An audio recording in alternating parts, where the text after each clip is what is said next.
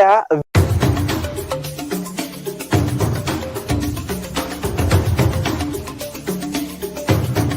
kutoka vijijini, mijini hadi jijini. Hii ni Sound Country Talk Live.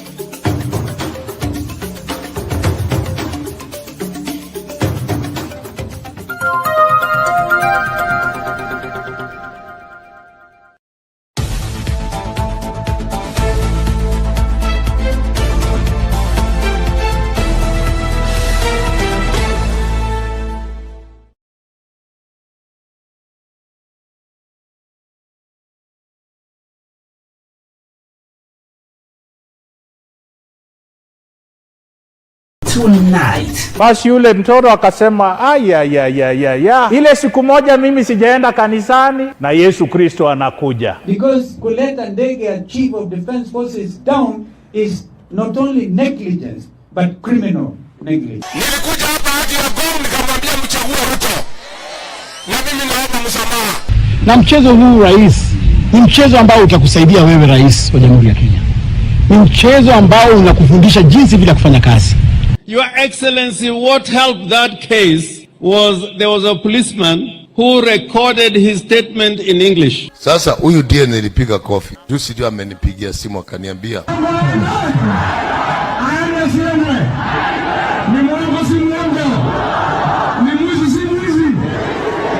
Tonight.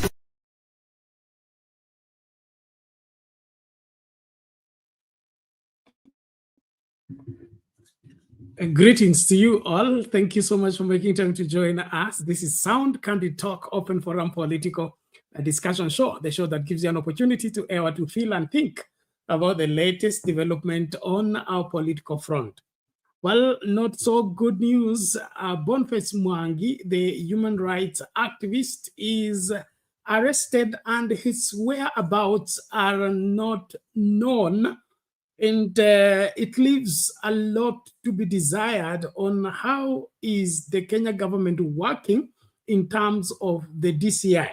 This is in the backdrop of many things being leveled against this particular administration by reason of forced disappearance and even death of those that are in police custody.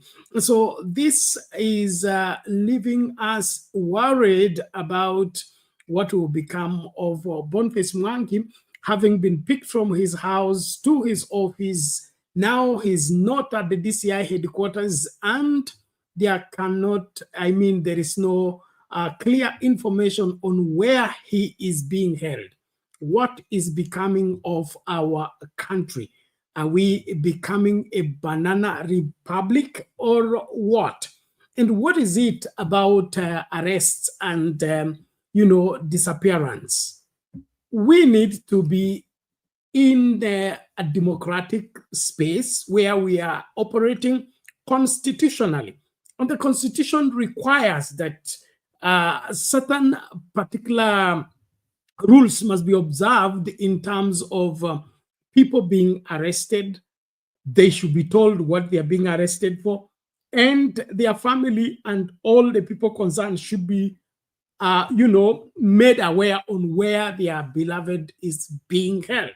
And so this business of, picking up people and then make them disappear, it's an old style of working. And I don't understand why the William Ruto administration is young and having, living in a new dispensation. Why are they so obsessed with operating the old dark days, tactics of intimidating people and, picking up people without clear following of the law? And what law are you enforcing if you are breaking part of it?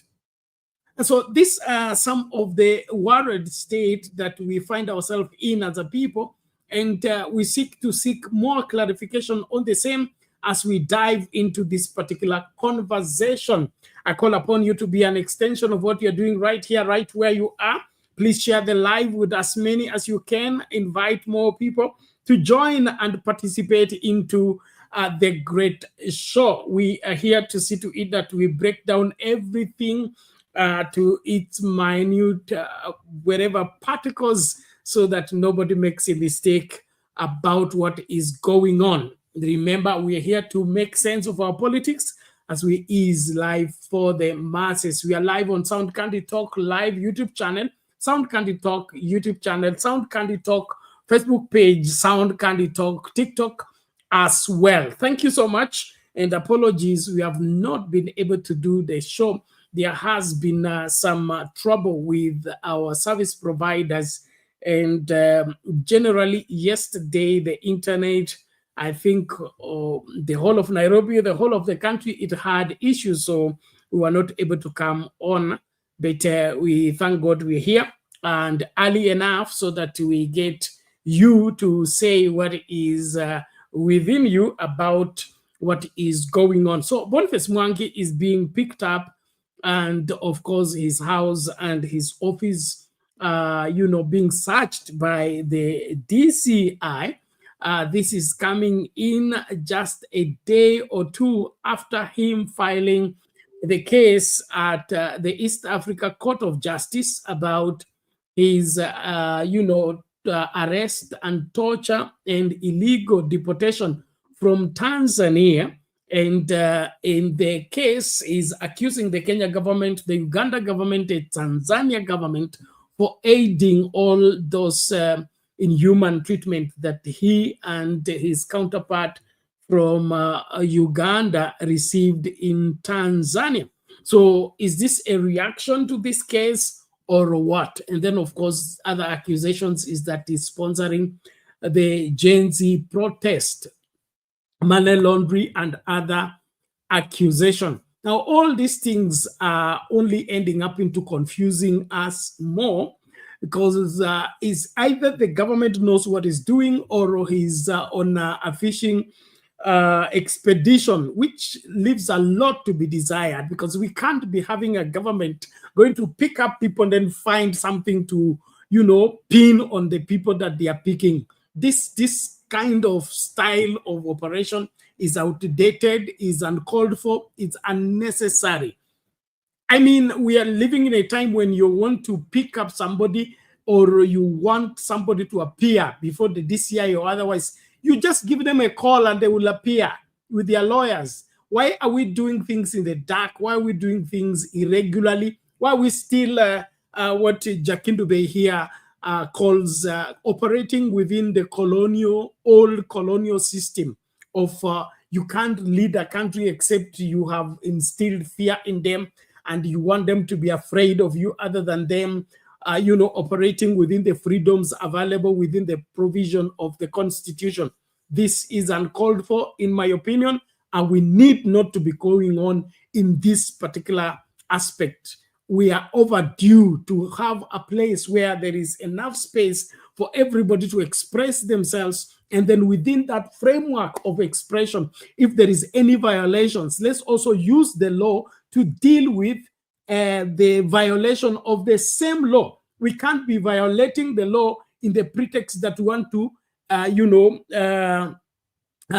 deal with those that are violating the law. That doesn't work. And so the DCI and the NIS and all other apparatus that are being deployed to cause all this mayhem is uncalled for, in my opinion, and is only plunging this country into a place that is not desirable.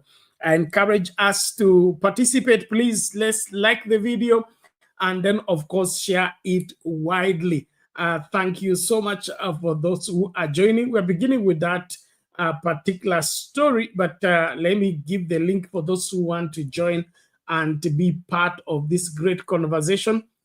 Here is the link. Thank you. I can see Esther Stoll. The rest, I'm waiting for you here. Please share the video. Let's get talking even as we continue with this particular observation. That having been said, there are other development as well linked to the same.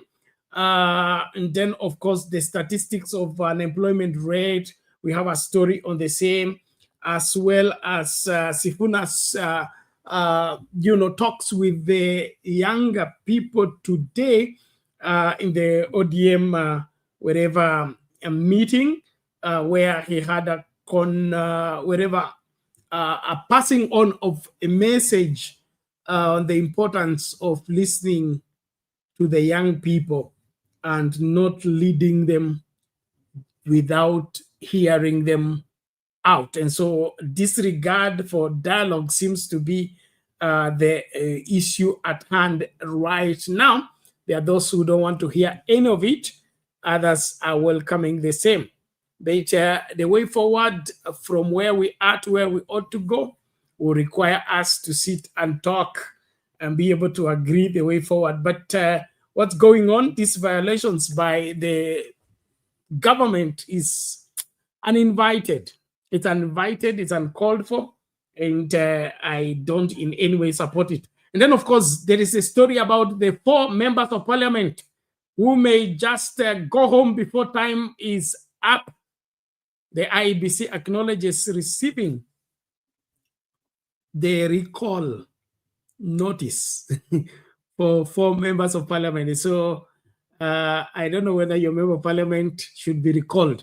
You can show me that in the comments there. Are you satisfied with the performance of your member of parliament? Or he may be part of the 4 that are already been notified that they may face a recall. Now, that's also an interesting issue that we'll look at even as we continue with this particular conversation. So let's bring up that story of Boniface Mwangi, and then as I wait for you to come in and let's talk. Thank you so much. Keep it right here. Now tonight, human rights defenders and outspoken political activist Boniface Mwangi will be spending the night in police custody. Mwangi was picked from his Lukenya home this evening by officers believed to be from the Directorate of Criminal Investigations, who are armed with a search warrant for Mwangi's office at Mageuzi Hub in Kilimani, Nairobi. Police are probing the activist for various offences, including incitement to violence, arson, robbery with violence, as well as money laundering. Okay, fellow Kenyans, we are here at the DCI. It has become a custom for us to always enjoy these chilling evenings with the DCI. We are here because we're in follow-up of Boniface Mwangi, who was picked by the DCI from his house, from his residence, after traumatizing the family, and subsequently they ransacked the house without any respect, in total violation of his privacy and his dignity. He was therein after driven to his office at Hurlingham, where they equally ransacked the office, and Mr. Wanjeru will be giving the account of that. Following the completion of the search, they whisked him away to a unknown destination. Even as we are here, the DCI, they informed us that they were to take him to the DCI headquarters, so we followed him up to the DCI, only to be informed that he has not even reported here. So as we address you, we are yet to find out of his whereabouts. We do not know where Boniface Mwangi is, but all what we can say is that he was picked by the DCI, who during the search signed various inventories, so they cannot deny that they do not know where Boniface is. We are with the wife here, Njeri, and Mr. Wanjeri equally, and you can see how traumatized the family is. I pass it over to Mr. Wanjeri to give the accounts of the search.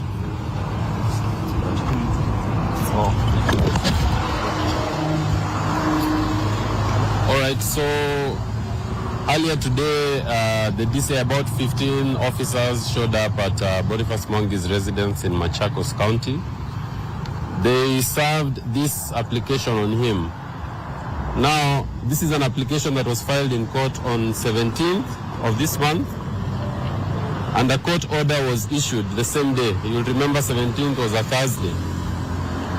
Since 17th, today is the day that the police have decided they want to deal with this matter. But what is even more worrying is that the order is directed to Mageuzi Hub. So why did the police go to the residence of Boniface Mwangi, where they have proceeded to take away his electronic devices, they've proceeded to take away things from his house? This order does not give the police any rights to take anything from his house. We then went to the Mageuzi Hub itself, where they've proceeded to make an inventory of items. They've carted away things. And now as we stand here, we have been told we come to DCI headquarters, but we are here at DCI headquarters, is not here. So to the best of our knowledge, is a missing person unless he's produced, and that is what we are saying at this time. This order has not been, the owner of the order is unknown. The magistrate who has signed it is not known. The status of the magistrate is not known. But here we have an order issued on Thursday. And today, Saturday, the police have come and decided they want to take him just to keep him in until Monday. This is harassment, and especially using a court order to carry out an unlawful search. So he must be produced, and we are going to ensure that on Monday, one of the first things we do is we actually deal with this application and find out under what circumstances were these orders being released. Ordinarily, when a court issues an order, it has to describe it has to bear the name of the magistrate and the rank of that magistrate. You can see this one is just signed by magistrate.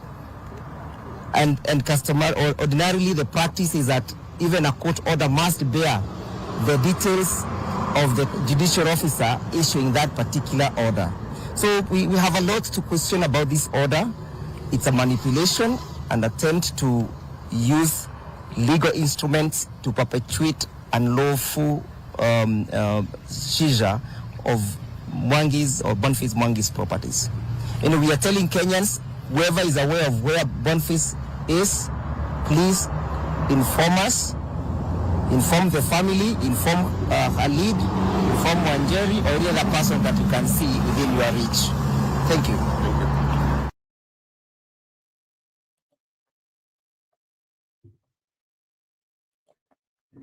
Okay, ladies and gentlemen, there you have it. Boniface Mwangi's whereabouts not clear, and all of it. The genesis is the court order given on Thursday. The court order is also being questioned. It is not bearing all security features that are supposed to validate it and make it enforceable. So is this a government committing crime, or it is just the usual way of operating outside the law? And for how long are we going to go in this direction as a nation? I think we can't be, advocating for a peaceful nation, advocating for a civilized nation, when we are running away from the responsibility of doing what we need to do the right way. I don't think there is anything forgivable there, because the moment you are an officer of the law and you are an officer of the government, you are bound by your contract with the people, and that contract with the people is within the framework of the Constitution. So when we disregard the Constitution and begin to do things our own way, this is the genesis of the animosity that we face in this country. And it appears that the current administration want to toy around with that aspect. To me, it is trying to push Kenyans too far, and probably we may just reach at that tipping point where there is no point of return. I believe if there is anything that needs to salvage the William Ruto administration, is the return to the rule of law and the requiring of everybody dealing with, especially ordinary Kenyans, the right way. This high-handedness and this hard-headedness and the chest thumping that is going around is not helping the situation. I don't know the 50 advisors and, of William Ruto. I don't know what kind of counsel they are giving, but to me, this is a time to take steps behind and, appreciate that the country has suffered too much to bear with. And so it needs to have a breathing space. But if you keep tightening and tightening, it will not help. Eventually, it will backfire, and that backfiring will not be healthy for you as well as for the country. If there is one thing that I can remember, especially President Moi for, is his love for the country. His love for the country and his commitment to protect the country, that he would rescind some of decisions just for the sake of the country, and he will take most of the decisions in the interest of the country. This is one thing that we are not seeing so clearly with the Ruto administration. It appears everything should be revolved around saving Ruto, protecting Ruto, defending Ruto, and not defending Kenya, and not protecting Kenya, and not serving Kenyans. And that to me is abuse of office, to say the least, because the reason why anyone is in that office is first and foremost for Kenya. And so serving Kenyans and protecting Kenyans and doing what Kenyans desire is the sure way to get things running. I appreciate those who are joining. Priscilla, habari ni nzuri, karibu kwa show. Naomba tafadhali tumakinike kukaribishana tunapoendelea na mchakato huo.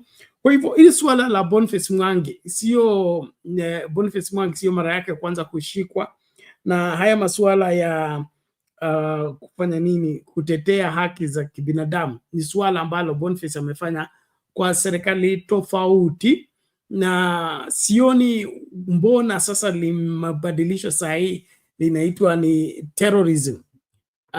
That's a new terminology springing from both the lips of William Ruto as well as the Interior CS Murkomen.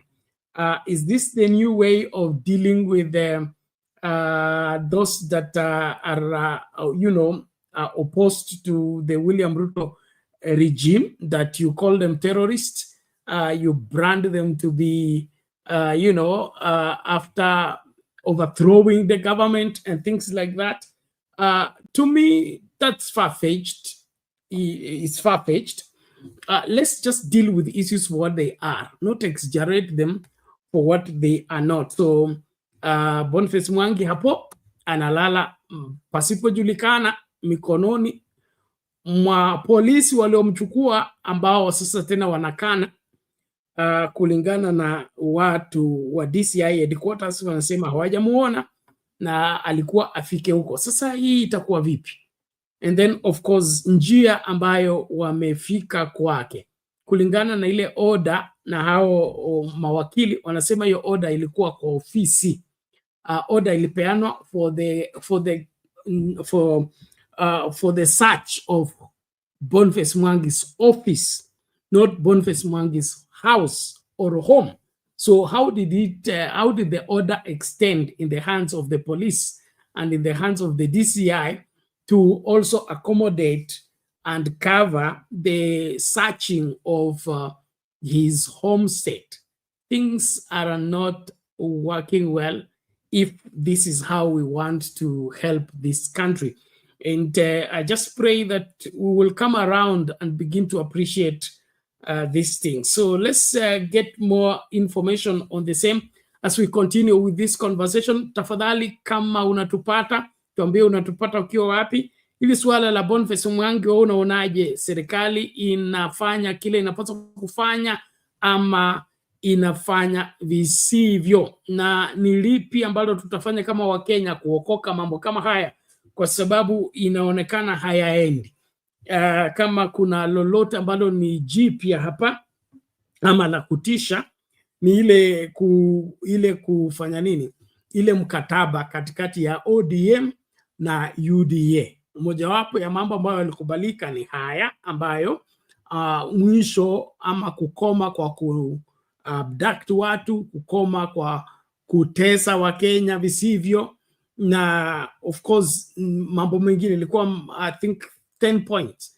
Now it appears none is being adhered to, and so there is already a breach of that particular agreement.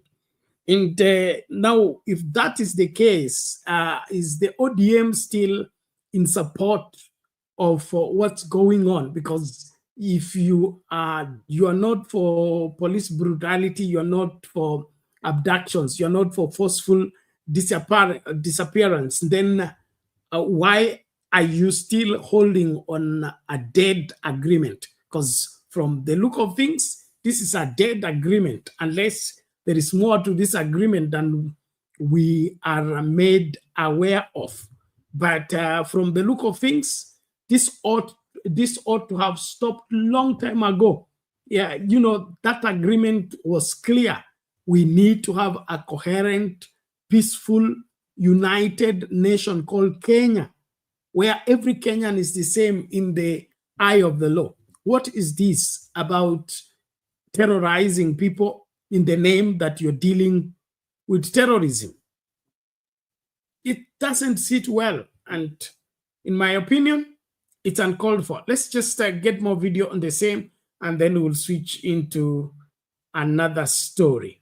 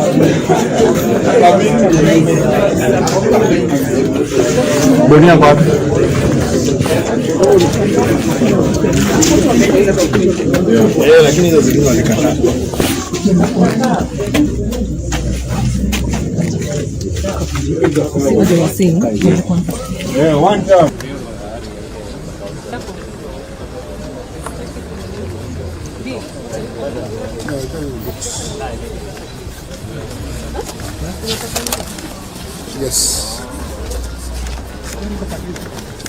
Ruto is a coward. One term, lazima aende. We have done nothing wrong. Activism is not terrorism. Activism is not a crime. We have done nothing wrong. I am innocent. I've been arrested for doing nothing. They came to my house without a search warrant. Wait. So I'm innocent. So what are they saying? Msiogope. Protest. What are they saying? Protest. Ruto must go. Protest. Ruto must go. He's a one-time president. He's a killer. He's a killer. Muuaji wa watoto.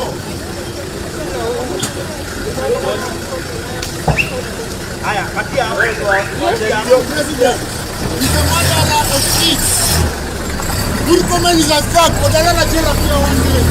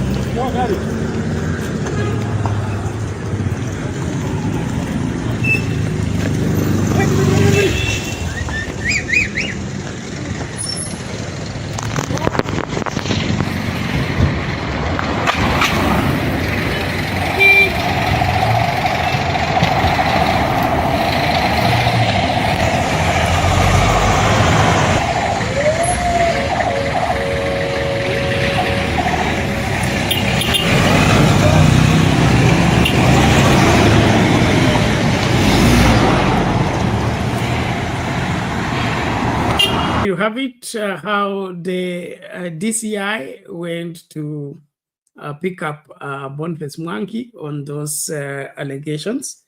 And you can see how they are going about it. Then, of course, the defiant Boniface Mwangi saying Ruto must go. Now, what I find fascinating is how they are going about even the search. Is there anything specific they're looking for, or they just want to rough up this particular person? And then, of course, going there in the evening. I mean, in the late hours of the day. Why? To the best of my knowledge, summoning somebody to the DCI will appear. Going to search, should it be, a secret? If the court order was given on Thursday, why is it being enforced today and today evening, not today morning? It's very funny. And then, of course, also that reminds me of our history. And I've said this here on this show, and I keep saying again, it appears the judiciary is not appreciating the redemption that they got with the 2010 Constitution. During the Moi era, to be specific, the judiciary was dead. I mean, no Kenyan had any confidence of going to the judiciary for anything. Why? Because the judiciary was 100% under the executive, and all the rulings were according to the orders from above. The judiciary used to operate worse than the police today when they are given the orders of shoot to kill. Now, it wasn't until after the coming in of the new constitution in 2010, and of course the rebranding and the remarketing and reassuring of Kenyans, that Kenyans developed confidence and trust in the judiciary. Now, if the judiciary now is being sucked into these political games that are going on right now, that court orders are given, they are not signed, the magistrate is not known, and it is for going to inflict fear and intimidation to, harassing a family person and his family. I hope they know what they're getting themselves into, because I don't think there is any other salvation for the judiciary if they don't keep their lane and ensure that they are doing the right thing, no matter who requests them to do what is not right. In my opinion, no one should participate in these dirty games that are being done by the DCI or by whoever that is behind this. I think there is nothing, I mean, so you want to tell me that the DCI were very busy today, that they only discovered there was an order to be enforced late in the evening? These are old tactics of trying to intimidate, harass, and instill fear in them. I don't know why is the William Ruto obsessed with returning this country into a police state. Doesn't he realize that we are in the 2010 Constitution dispensation and that is not viable? So let everybody, we have said, bear their cross. And whoever that is doing this, whether, under orders or whichever, we don't need this. We don't need this. We are more civilized. We have a new constitution. We are in a new Kenya. Why can't we operate newly? Why can't we operate within the framework of the provision of the law? Why are we so obsessed with circumventing the law and, finding ways around the law. All this crooked way of operating, why is it becoming now, a way that this government has to operate? Are you telling us that this government is in office illegally and they can only sustain themselves in office illegally? Those are the, that's what we can read from this kind of, monkey business of operating. This is too low for this country. This is too low for this country. We don't need it at all. We don't need it. Let's arrest people. Let's prosecute people for their ills. Let's ensure that, we are doing what we are doing justly. Justice be our shield and defender. Is this how justice will be our shield and defender? It's become an instrument of torture, an instrument of intimidation, an instrument of, visiting extrajudicial,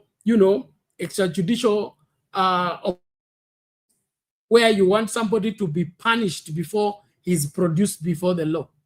He's produced before the court of law.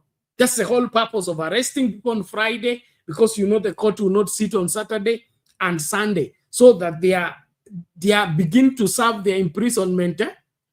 Yes, in custody 3 days before they are produced against the law. The law stipulates nobody should be held in custody and not be produced before a judge within 24 hours. So this way of trying to punish people before they are produced before the judge is illegal, is unconstitutional, is uncalled for, is barbaric. We don't need it. If somebody has committed a crime, handle him according to the rule. Handle him within the framework of the law. Arrest him according to the law.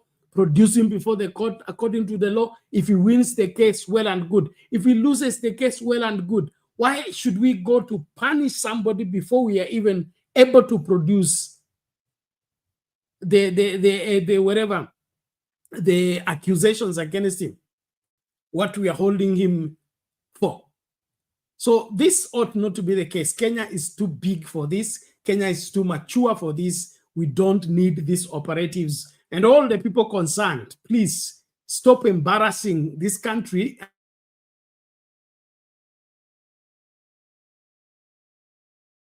National community, holds this country in high esteem. Why are we dragging ourselves in the mud by this, fishy? This is not it. This is not the country we should be proud of. We need to have a country that we are proud of. We excel in every way. Why are we being dragged into the mud by this kind of operatives?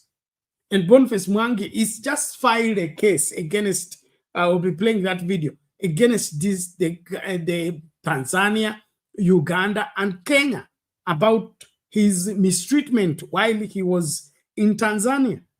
So this is an international case filed in the East Africa Court of Justice. The world is looking at this. Why should we allow ourselves to go and, get our already messed up name by being taken to court for things we have done as a nation?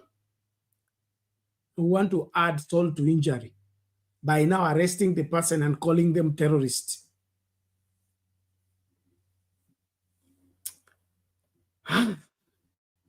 This is bad. This is bad. We don't need it. Well, let's hear about that case and then we switch gears. Citizen TV. Human rights activist Boniface Mwangi and Agather Atuhaire, alongside 7 civil society organizations, have filed a case before the East African Court of Justice.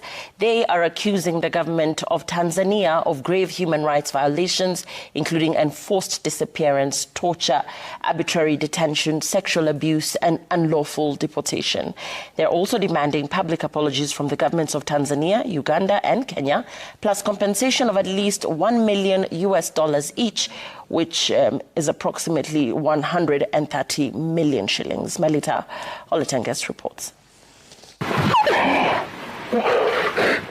1 month after going public with chilling accounts of abduction, sexual assault and torture, activists Boniface Mwangi and Agather Atuhaire, backed by 7 civil society groups, have taken the Tanzanian government to the East African Court of Justice. They accuse Kenya and Uganda of aiding in their illegal deportation. Among other demands, the activists seek public apologies from the 3 countries, $1 million in each compensation, rehabilitation and psychological support. In a written statement, Boniface Mwangi described the ordeal as evil, saying it was an attempt to silence them, but they refused to stay silent. They say they are in court to demand justice and expose what happened behind closed doors. David Sigano, the CEO of the East Africa Law Society, called on the court to act decisively. He said no citizen should be tortured or deported simply for observing a court trial. According to the 2 activists, they were abducted from their hotel in Dar es Salaam in May by unidentified individuals. They were taken to the Immigration Department and Central Police Station in Dar es Salaam, then later transferred to an unknown location where they were tortured and sexually abused. They were later dumped across the Tanzania border, Mwangi into Kenya, Atuhaire into Uganda. They had traveled to Tanzania to observe the treason trial of opposition figure Tundu Lissu. At no point they say what they told why they were being detained or who had ordered their removal. Melita Oletenges, Citizen TV. We're taking a break now and we're coming back with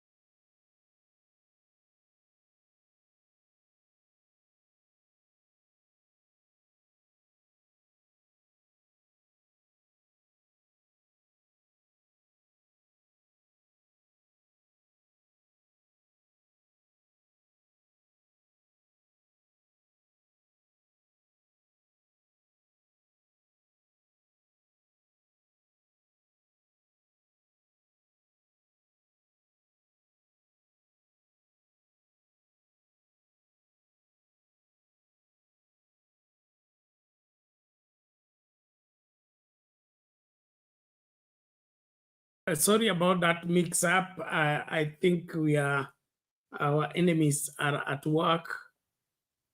I just hope this works. Okay, thank you. We are back now on YouTube and Facebook as well. Asanteni sana kwa kuwa wavumilivu. Now, niulize tu, nilikuwa nauliza hivi, wale tumekuwa na wa TikTok, or the YouTubers, you are coming back. Thank you so much. Please share link, get more people to join. I'm asking if you've been accused for abduction, you have been accused for forceful disappearance, you've been accused for torture, and the case has been filed in the East Africa Court of Justice. You have been mentioned, you've been named. Do you go the following day and arrest the same person who has accused you? Are you not confirming the charges? Are you not confirming the charges against you? Are you not confirming that you are indeed an abductor? You are indeed, the person, causing torture to victims. So I fail to understand why would William Ruto be doing this, or his officers for that matter.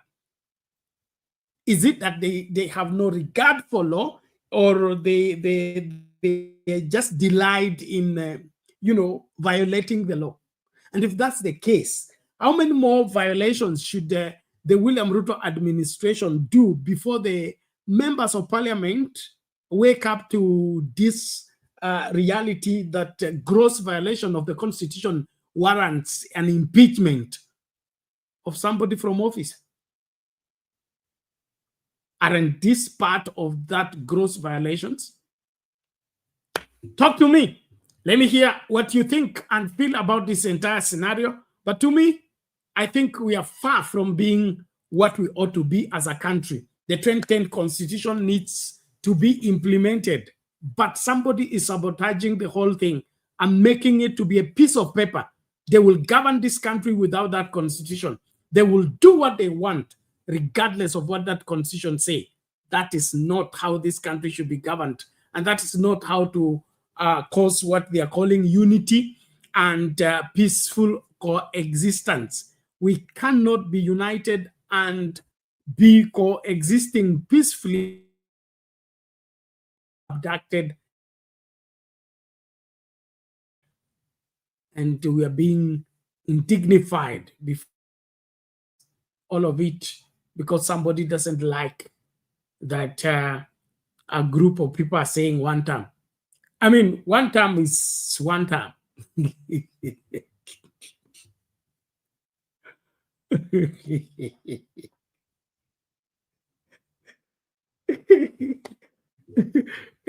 One term is what? One term. Is there any crime of being one term? I don't think so. Is there any crime of saying one term? I don't see it. Because our constitution envisions that when somebody runs for presidency or runs for governor, he has the opportunity to serve for 5 years, and then he can only serve the second 5 years if he gets re-elected. So there is no uniform that you're going to serve 2 terms. It is not in the constitution. The constitution says you serve first 5 years. If you get re-elected, then you serve the second term. There is no automatic that if you serve first term, you're going to serve second term. And we have had this, okay? Lusaka served as governor in Bungoma and lost second term. Is the current governor, he has come back late after another election span has passed. We had who? Kidero. Kidero served Nairobi as governor and lost the second term. He went home. So what is this obsession that one term is now become a crime? There's nothing about, there's nothing unusual about it. Why are we making it a big deal in the first place? Let's follow the constitution and stop playing games. Let's do what is required. you can only serve second term after you get re-elected. Before then, you're still a candidate. And Kenyans should weigh you in the balance. And only when Kenyans are satisfied that you are the man for the job, they will extend. Biden served 1 term. What's wrong with 1 term? So tuache story mrefu na tuache kusumbua watu kwa sababu wamesema 1 term. It's normal. It's normal. As we went to school when school was still school. If you in your report form is not written promoted, you repeat. I was in class with people older than me who were old enough to be my father. They were in the same standard 1 with me because they have repeated so many times. We came and found them and left them in standard 1 because they were not promoted. So the only way for you to be guaranteed second term is when you outshine and overperform in the first term. But playing these games of intimidation, forceful arrests and forceful disappearance, hoping that they will help you get re-elected, I don't think so. I don't think that's going to make any much difference. So the cases at East Africa Court of Justice, is there any justice coming from there? We hope it comes from there. Is Boniface Mwangi and she's called Agather, the Ugandan lady, justified to, accuse or rather present a case against Kenya, Uganda, and Tanzania on their matter? I think they deserve to, and they deserve to be heard, and they deserve justice. Because the whole scenario surrounding their experience in Tanzania is unwelcome. It's inhuman. It's inhuman, and it only makes sense if we will get justice. We can't have a society like that and expect to get much out of life. We have, as a people, begin to demand that things are done the right way. And when people are grieved, let them be heard and let them be, served what is rightfully theirs. That's what's called justice. When people are given what is rightfully theirs. And so whatever games that are being played and whatever moves that are being made, if they are not in the pursuit of justice, if they are in trying to entrench impunity and disregard of the law, it's going to flop. It's going to flop. I can assure that. Well, we are switching gears as we look on another story, and that is the recall of members of parliament. Na unaambie kama mbunge wako anarudi ama anamaliza term. Hapa sasa kuna watu wa half term, wacha 1 term. Kuna watu wa half term. Ningependa pia uniambie katika comment section, mbunge wako ni wa half term ama wa full term. Mtu amepewa mpaka 1 term adenda anaanza kuteta. Kuna watu hapa wako na half term. So unaambia wakwako ni 1 term, half term ama ni namna gani? Let's listen to this. The Independent Electoral and Boundaries Commission has confirmed receiving petitions seeking the recall of 4 members of parliament a week after the new commissioners were sworn in. Without naming the specific constituencies, the commission says it is reviewing the submissions and will respond accordingly. The commission, through its chair Erastus Edung Ethekon, has also announced that preparations are underway for by-elections for 23 elective seats that are currently vacant. Belito Letenges has more. After taking oath of office, the new IEBC team is at work. The commission reports it has received 4 separate petitions from members of the public calling for the recall of certain legislators. Details about the specific constituencies involved remain under wraps as officials continue their review. We currently have roughly 4 We will look at them once we go back to the office. So going forward, of course, it's the right of every Kenyan to exercise that right of recall under the Constitution. And as IEBC, we will be there to do that which we can or which the law allows us. We will receive those petitions, we will examine them, and then we will, of course, respond to them. In addition to handling recall petitions, the Commission has announced plans to carry out by-elections in 23 elective posts that are vacant. These include 1 Senate seat, 6 constituencies, and 16 wards, pending official declarations of vacancy from the National Assembly and the Senate. They will write to the Commission. They'll issue something called a writ. Once those writs that expired have been reissued, then it gives us a window of about 90 days. So about 3 months, within which to execute our plan to hold those by-elections and to conclude with them. Striving for greater voter participation, the IEBC is preparing to roll out a targeted registration drive. Special focus will be placed on engaging Generation Z, who have been especially active on social media and are increasingly vocal in the political space. We hear the voices of young Kenyans demanding the opportunity to be counted and to be actively involved in these democratic processes of rebuilding our country, Kenya.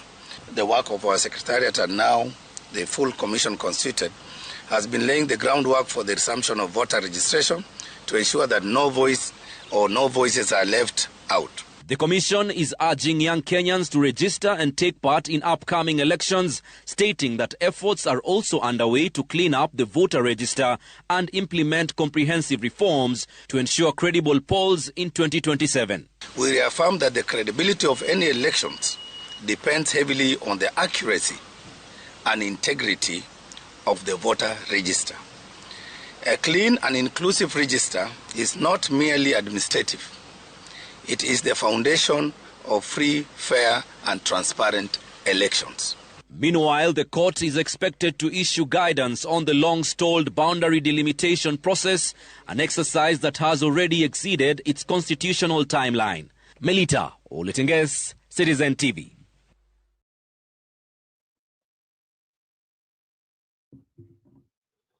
Okay, mambo ni kama hayo. Wabunge 4 wako kwa rada ya wale ambao wanaitwa. Nani anasema volume check 1 2? Ama mimi nimechelewa. JM, confirm kama mnanipata watu wa YouTube. Tuni, we can't hear you. Are you confirm please? You should be able to hear me.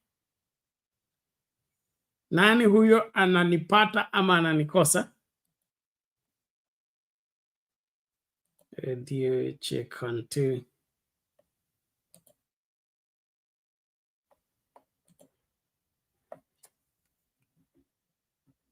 Oh, that was earlier. Thank you. Sorry. Somebody was interfering with our internet here, but I think we are now good. Asante san. Now, this issue of recalling members of parliament, let me just look at the 3 aspects of the recalling of a member of parliament. The recall of a member of parliament follows these 3 steps. Number 1, initiate the process. A voter in the MP's constituency applies to the Independent Electoral and Boundaries Commission, IEBC, for approval to start the recall petition. Number 2, grounds for that particular recall. An MP can be recalled for gross violation of the Constitution or any other law, committing of an offense under the Election Act, misconduct likely to bring disrepute to the office, or mismanagement of public funds. Those are the grounds upon which a member of parliament should be recalled or can be recalled by his constituency. Number 3, High Court confirmation. Recall proceedings can only proceed upon the High Court judgment or a finding confirming the specified grounds. However, recall must occur not later than 12 months before the next general elections. Now, that gives us grounds, that gives us the process of recalling a member of parliament. And you can see there, it is not a walk in the park, number one, but the person empowered to do this should be a voter in that particular constituency. And then, of course, you should be able to cite the violations of that particular member of parliament, and that violations must be confirmed by the court of law. So I don't know if all that has been covered by this particular 4 member of parliament, and there are more coming from the look of things. And this is a very good avenue in the constitution that can help us recall incompetent people who may, get into office and then misuse the opportunity they have. Instead of them serving the people, they begin to serve themselves or misuse the public funds. It has been rumored also that clause about the recall of members of parliament was adjusted by an act of parliament that introduced those, controls on 12 months before a general election. He cannot be recalled. Then there was another aspect that says he cannot be recalled until they have served for at least 2 years. And so both those were not part of the original scripting of the constitution, but whichever way, 2 years in office, every member of parliament has now exhausted that, and therefore the recall process can start. And unaambia tu mbunge wako anapaswa kuwa recalled ama anachapa kazi vizuri aongezewe another term. Tujue nani ni half term, nani full term, nani 1 term, nani 2 terms, tukisonganga hivyo. Kwako wewe, maoni yako, mbunge wako anachapa kazi vizuri ama unataka washirika ushirikiane na wapiga kura wa eneo bunge hilo wakamuite aseme yaliyoko, kwa sababu haya sio mazuri ambayo yanaendelea, wakati wale ambao tumewatuma kututetea hao ndio wanafanya nini? Wanachagua kutuhangaisha, kama vile tumesema, sababu za William Ruto hata kupewa onyo tu, kwa sababu atuseme mpaka lazima kuwe impeached, okay? But let there be some warnings, because the constitution is not supposed to be, just a document, and those clauses in the constitution should not be left just there. I mean, somebody should come up. And that's one thing that I loved about Orengo. Orengo, I think, introduced an impeachment for Moi, was it twice? And things like that. Let there be some action from these members of parliament, not for this violation to be continuing, the killings, the abductions, the sufferings of Kenyans, and members of parliament are just watching because they are bribed to do whatever they do. That doesn't sit well. That doesn't sit well. And so we need some actions. Let there be some right-thinking members of parliament who can rise up and at least warn the president and his government that they should not sit pretty, because Kenyans cannot continue in this kind of an environment. Well, ladies and gentlemen, thank you so much for being part of the conversation. Karibisha mtu tumakinike tunapoendelea na kuchambua. Bwana John, habari ya leo? Nzuri sana. Karibu, tuambie mawili matatu. Nimekaribia sana, nimesikitika sana kusikia ati nani amekamatwa, Boniface Mwangi. Hata sijaelewa ni kwa nini ameshikwa, lakini serikali pia iko na mzaa.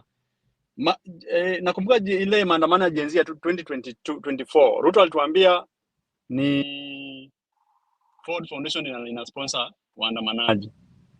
Alafu baadaye akakuja Amerika, akaenda Amerika, akaambia watu Amerika, akaongea vizuri huko akiwa kwa Amerika. Haya, juzi akatuambia sijui sponsor wazazi waongee na watoto wao. Sasa ni wazazi wana sponsor waandamanaji ama sasa yeye ametuambia ni Boniface Mwangi. Mara yani the government is just confused. And what I have learned is that if somebody is falling, hakuna kenye wanga anajisaidia nayo. Yani anashikilia kila kitu. Anajaribu, he's trying to do everything in his power, but he is not going anywhere.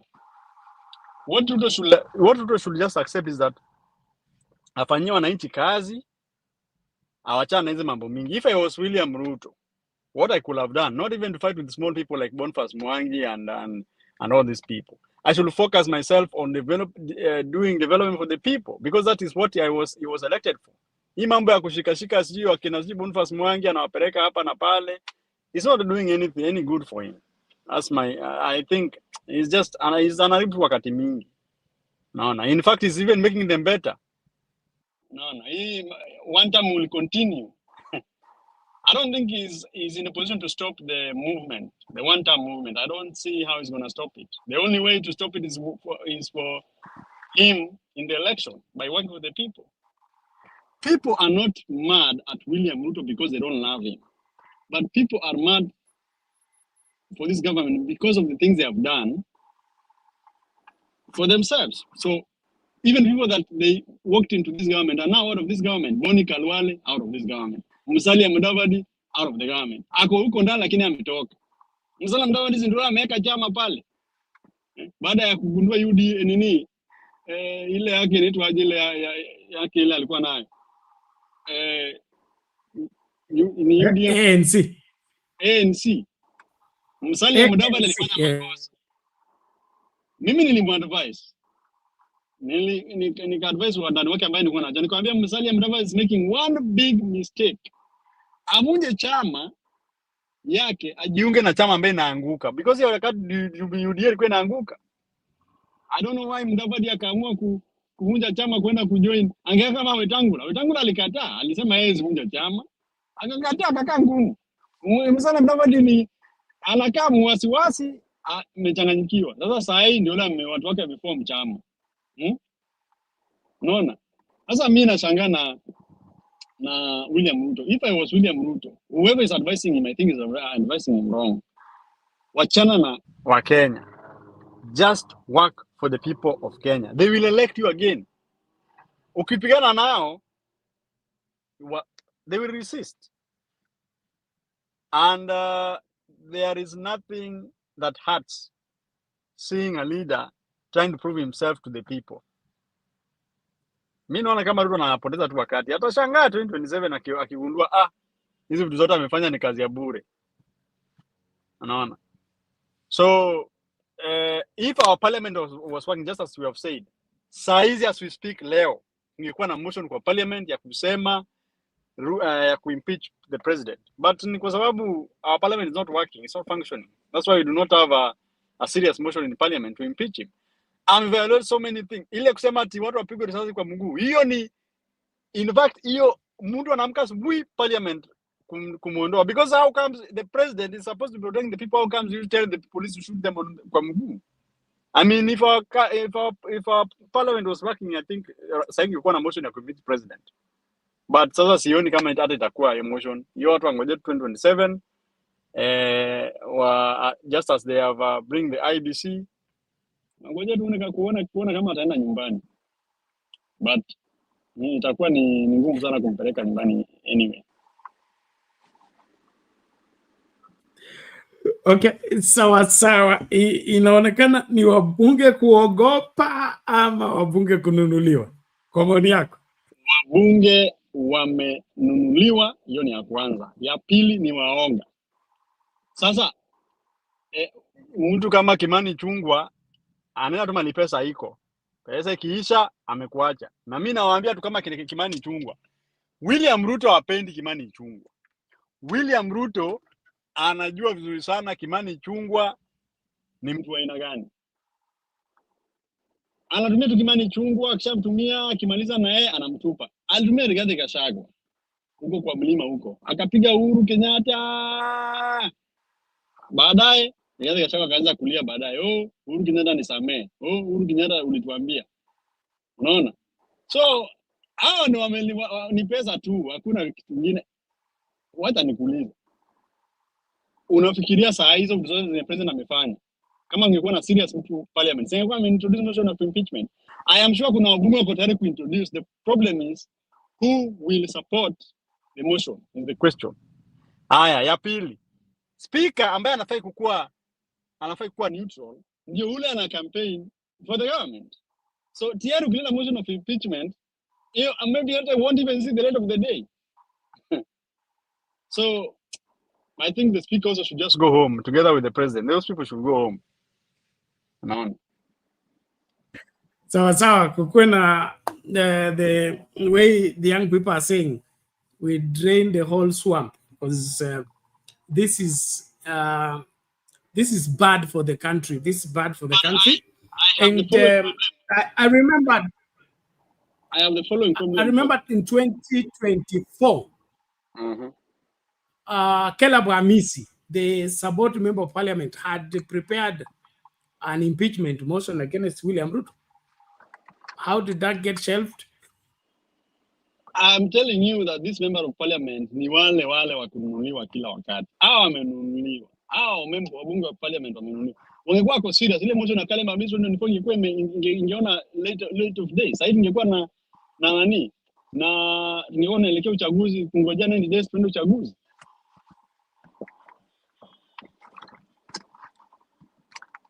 But speaking about all right.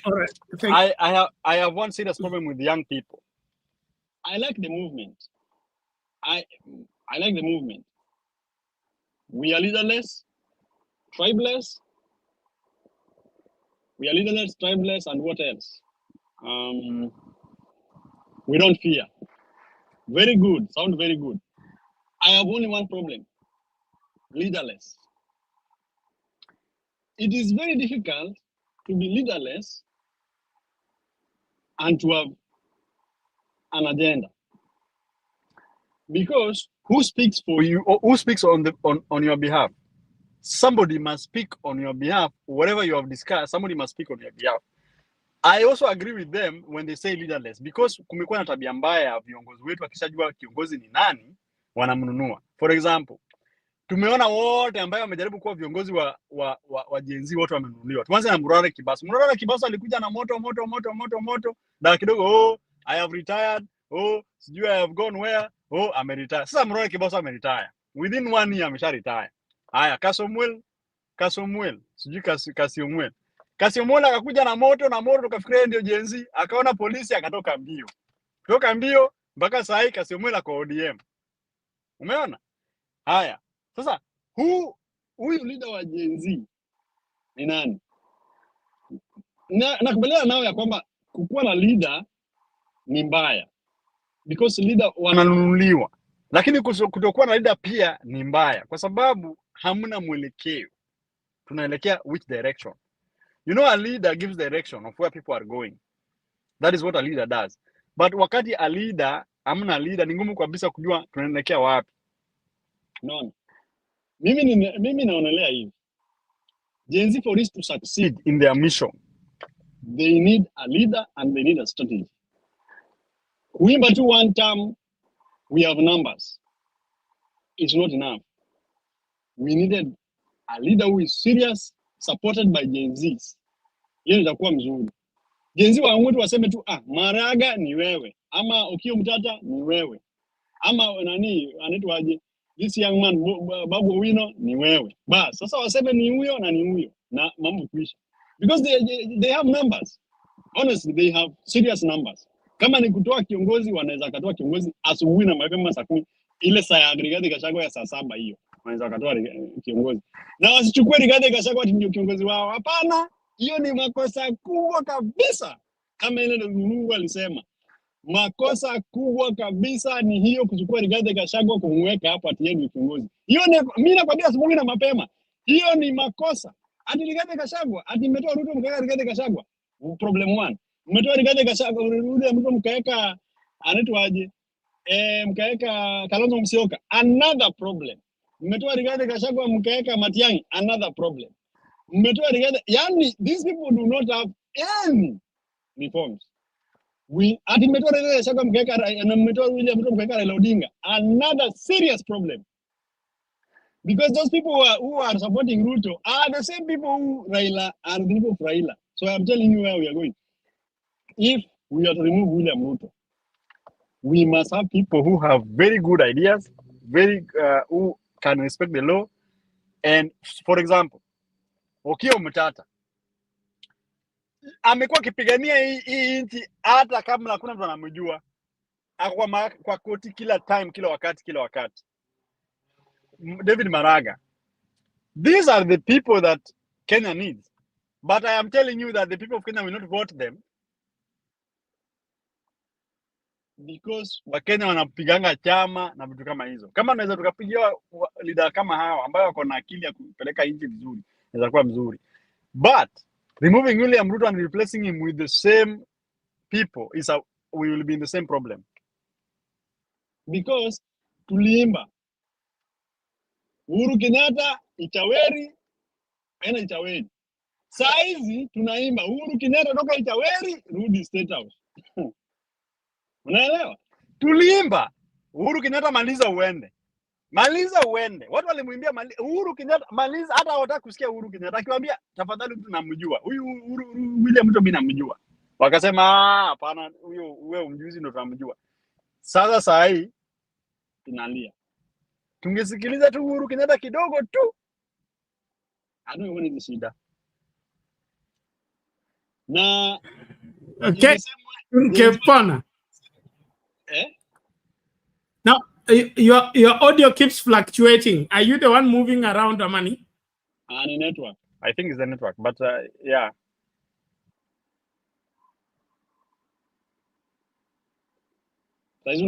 Stay closer to the mic as you speak. Yeah. Yeah, I am saying that the Gen Zs, they have a very good opinion and they have a very good agenda. But the problem is the agenda will fade away if it is not based on a leader. Then we should just take a leader to weke end ya leader wetu on our terms. See, the problem is that the leader have been our leader on their terms, not on our terms.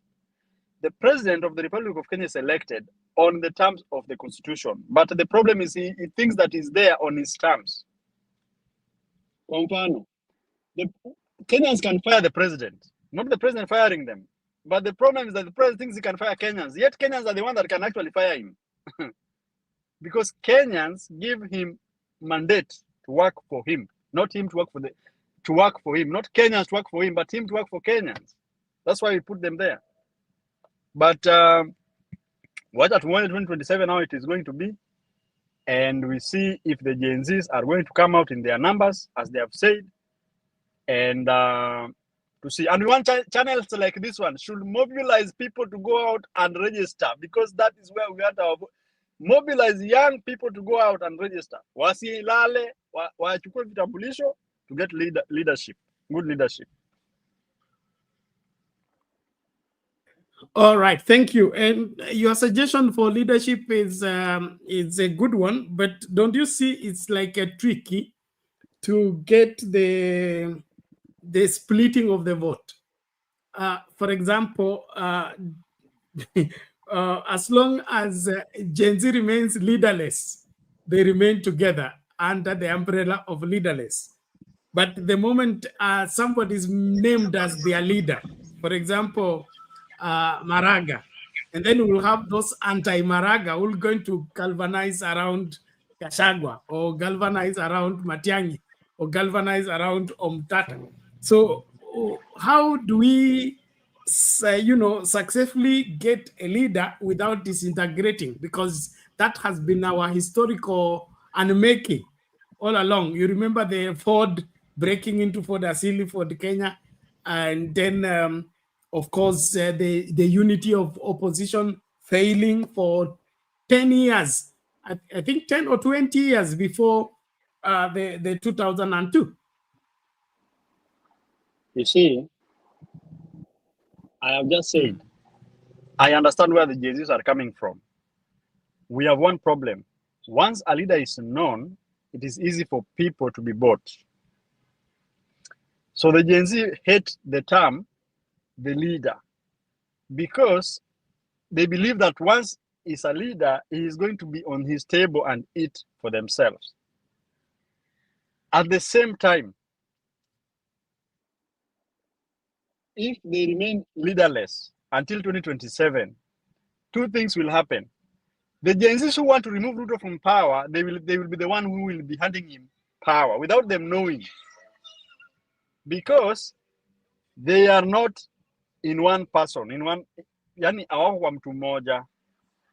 So it's easy for them to be confused.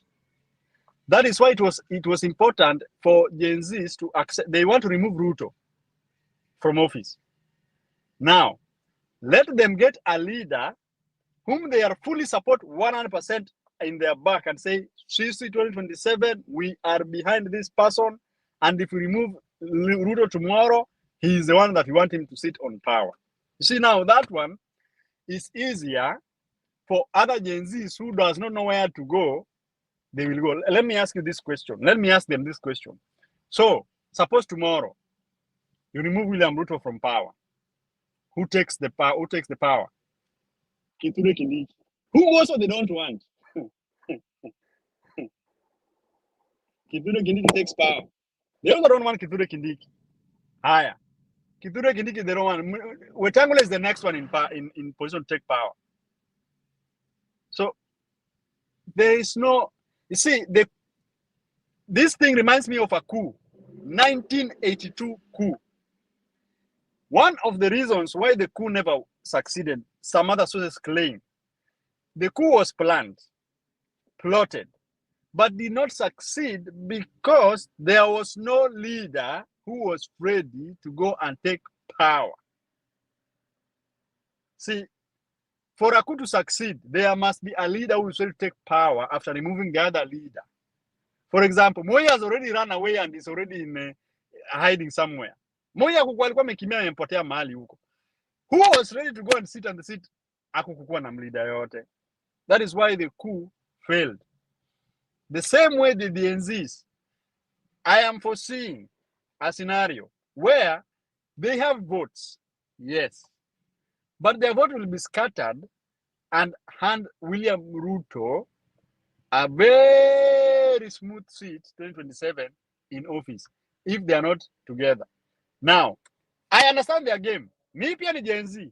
I am with them. Niko nao, na tena nafurahia sana hii mambo hatuna leader. But inanisumbua sana kuona hatuna leader. Yani, we do not have a leader. We should just speak in one voice and say, sisi tuna support this person. It's early to speak. But now that's a good one, but you need to get together and talk. You know, mobilizing and getting people into action on online has its advantages and disadvantages. But as we get closer towards the elections, I think we need to, concretize what we are discussing by channeling that energy towards one direction. And that is what I'm fearing, because when there will be a decision for Maraga, they will suddenly have another faction within that Gen Z movement that will say, instead of Maraga, we want Matiang'i, or instead of Matiang'i, we want Kalonzo. And in the process, we give William Ruto an ease entry into the second term, not because he didn't have opposition, but because he succeeded to scatter the opposition, the way Moi did in 92 and 98. There was nothing Moi did that was extraordinary, other than ensuring that the opposition does not come together and does not settle for one candidate. Yes, that's why I'm saying William Ruto also is a schemer. He's seeing all these things. And that is why you will realize that William Ruto wants to try as much as possible to impose so many leaders and so many presidential candidates who are going to scatter for these votes. He's a schemer. He's going to do the same thing he did. Ataweka watu kama kina former anaitwaje Moses Kuria must be on the ballot. He could be on the ballot for Ruto. Aeke so many other small people just for him to scatter the votes. Ruto is 50+1 and then go on the negotiation table. See, it's a scheme also. Now, if they want to remove Ruto, there are only 3 people who can remove Ruto. 1, Raila Odinga. 2, Rigathi Gachagua. 3, Gen Z themselves. Gen Z themselves, they can remove Ruto asubuhi na mapema because they have, yani, asubuhi na mapema. And William Ruto is afraid. He knows that these people are going to remove him, and they are determined to remove him. But the question is, who is going to be their leader? Is the biggest problem. Because Gachagua, I am advising them as Boniface Mwangi. He is the same person as this William Samoei Ruto. He is not different. So Gachagua, they should run away from him. They should run. I was saying kuiba one time. Lakini wasijaribu kumweka karibu na nini. Amwambie tu. The only person who was close by ni Kalonzo. Na shida ya Kalonzo ni moja. Kalonzo will be president by now, but the problem with Kalonzo is one. Wengi wanamuona ni kama yeye ni kigeugeu, alafu ni mtu he does not even know what next. Saizi, he is expecting Rigathi Gachagua campaign for. He should be one running around campaigning. Ati kama Raila yuko, Rigathi Kalonzo is dead. Kama Rigathi Gachagua yuko, Kalonzo is dead. Sasa Kalonzo surely angekuwa amechukua jenzi wote kwa mfuko. Sasa Kalonzo anakuwa anaimbiwa Kalonzo sasa ni wangekuwa anamwimbia. But he is very weak. He doesn't even have enough money to run a campaign. We need somebody who is serious. Haya. Turudi kwa Maraga. Maraga, one of the things in an appeal nayo watu is that is because it's not corrupt. There's no corruption that he can touch to Maraga. So Gen Z love that one. But kuna wenye pia wampendi Maraga. Kuna wenye pia wampendi Maraga. Not all Gen Z loves him. Kuna wenye pia wampendi. Matiang'i anapendwa na Gen Z because Matiang'i akisema Rua anafanya. That is why Matiang'i is loved. The only problem is that people like millennials who does not love Gen Z, who does not love Matiang'i, kuna wenye wapendi Matiang'i pia because of 1, 2, 3. But kuna wenye pia wanampenda. Na mimi pia naona ni scheme ya Ruto pia. Hii huyu Maraga na Matiang'i hapa naona kama kuna wenye Ruto pia akona mkono hapa anacheza. You know Ruto is a scheme and you cannot trust him. He's a very good schemer. You know how to scheme things. You can never trust him. Anaweza scheme wakisiwa gawane kura apite katikati. Anaweza scheme wakikuyu hapa pia apite katikati. Alafu akona Nyanza lakini kuna Nyanza hizi asiamini kura Nyanza. I am telling you the truth. Asiamini kura ya Nyanza. If Raila Odinga does not get 100% in Nyanza, will William Ruto can get it? Hawezi pata. Naambia William Ruto asubuhi na mapema. Hawezi kura ya Nyanza ama ya Western. Yeye angeamini atafute kura kwingine lakini huko asiamini 100%. Hawala na mchezo. In fact, mimi niko huko. Najua wanaimba tu Raila baada kwa sawa nataka tuanze kutamatisha. Nikuulize swali. Wewe uone itakuwa rahisi kudili na Kindiki kuliko Ruto? Kwa mfano tu to succeed kuimpeach Ruto, tumfanye Kindiki rais ama kwa hii term, then itakuwa walkover kama vile ilikuwa hapa Nairobi. Get rid of Sonko, make that madam alikuwa naitwaje governor, and then have a smooth flow for the next elections. Why can't the agency, members of parliament and all are running together, get rid of Ruto? As long as Ruto is not a candidate. Listen, yes. Here's the thing. Yes. people from Central, this will be their favorite thing to do, to join hands to impeach Ruto, and then their own, who is Kithure Kindiki to be in power. I am telling you that they cannot do that one. Why? Because ODM, which is in parliament, knows very well that if Ruto is impeached, it will cause chaos. It's going to be difficult to impeach him. Now, he can be impeached. Kithure Kindiki takes power. They're not comfortable with Kithure Kindiki because William Ruto will work in the back with Kithure Kindiki. Unaona hapo. Kwa hivyo kuimpeach William Ruto, parliament wanaweza fanya. But we are making Kithure Kindiki president so that we defeat him on the ballot. Kithure Kindiki naye ndio kumdefeat kwa ballot. Juu ni soprano. Unaelewa? Kithure Kindiki is very easy to defeat on the ballot. What do you mean that we can defeat? We can finish it. Nimesema Kithure Kindiki is the easiest person to defeat kwa ballot asubuhi na mapema. Because ni akona Kithure Kindiki asubuhi yako nyumbani. Si fire. Base. So I'm just trying to advise the Gen Z. Please, Gen Zs.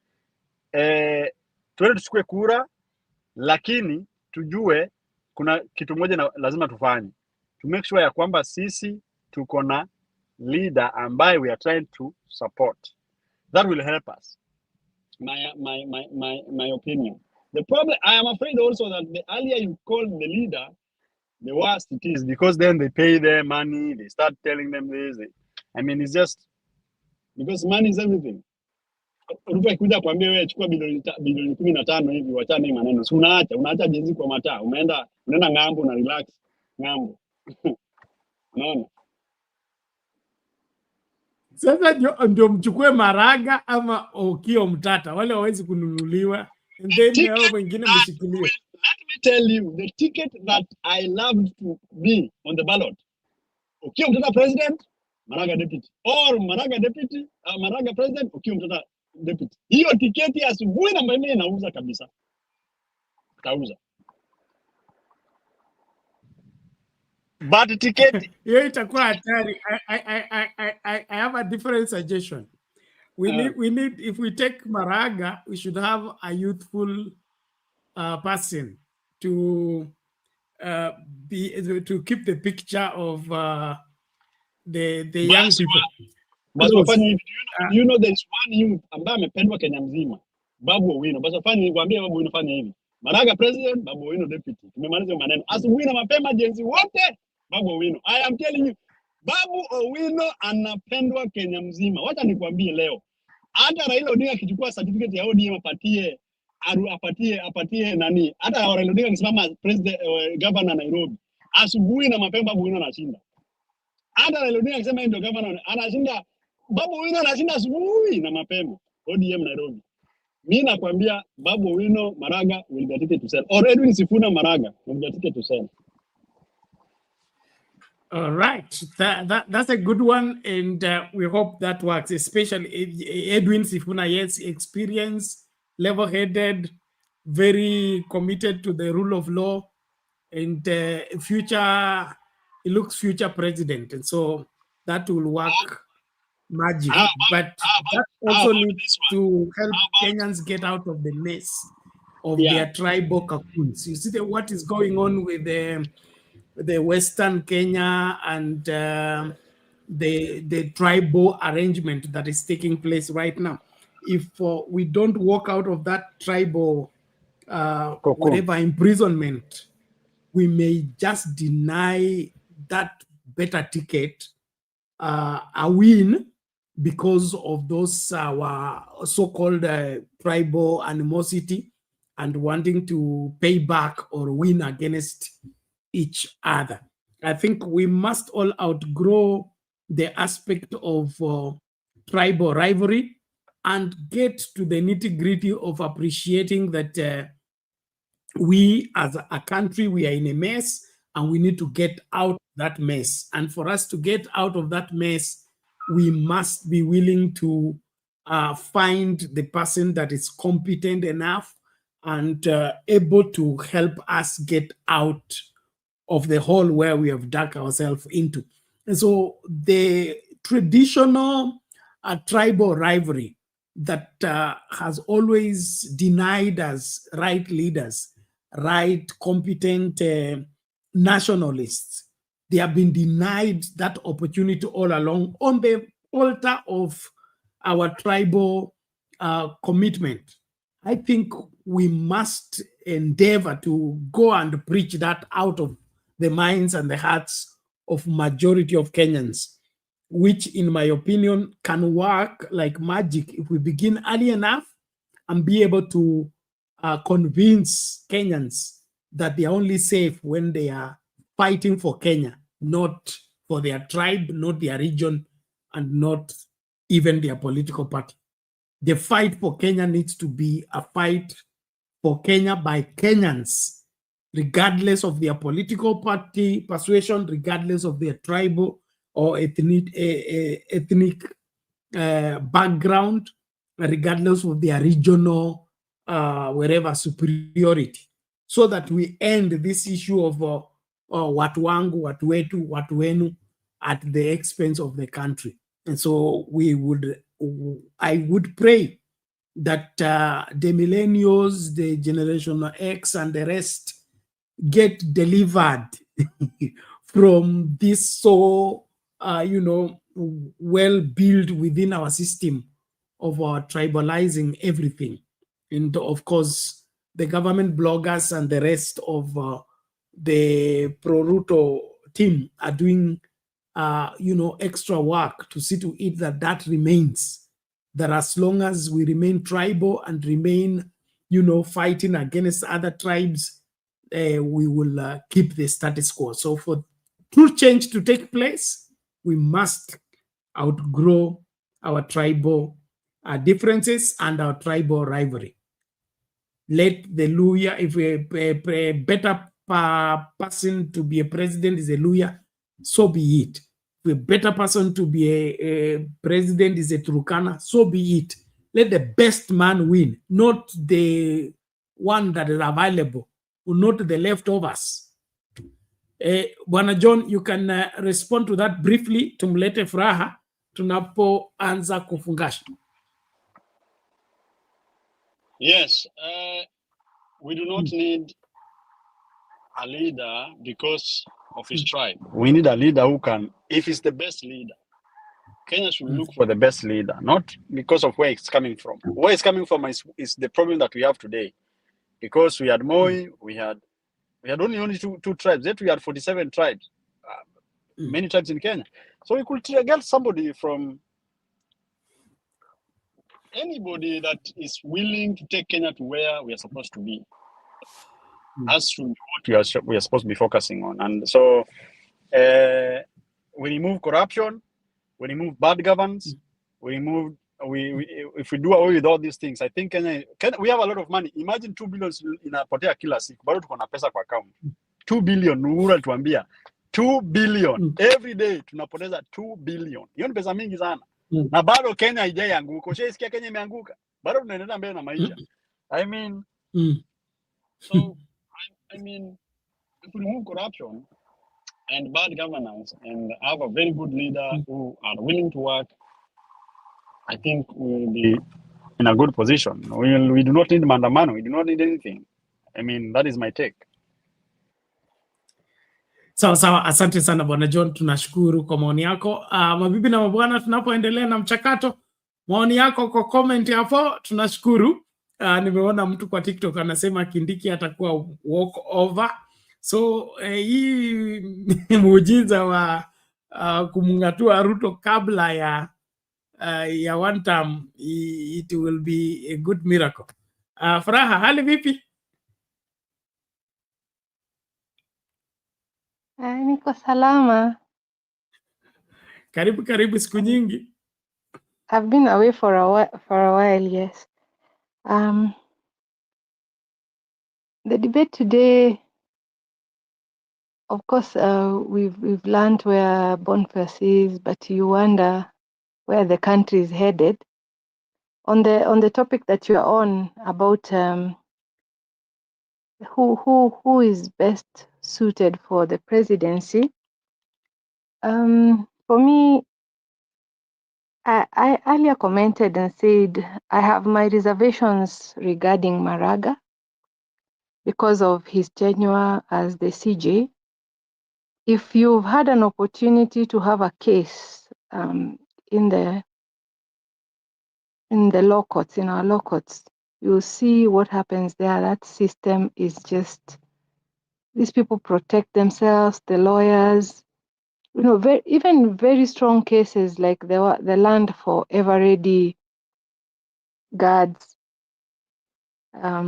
This Asian lady whose house was demolished.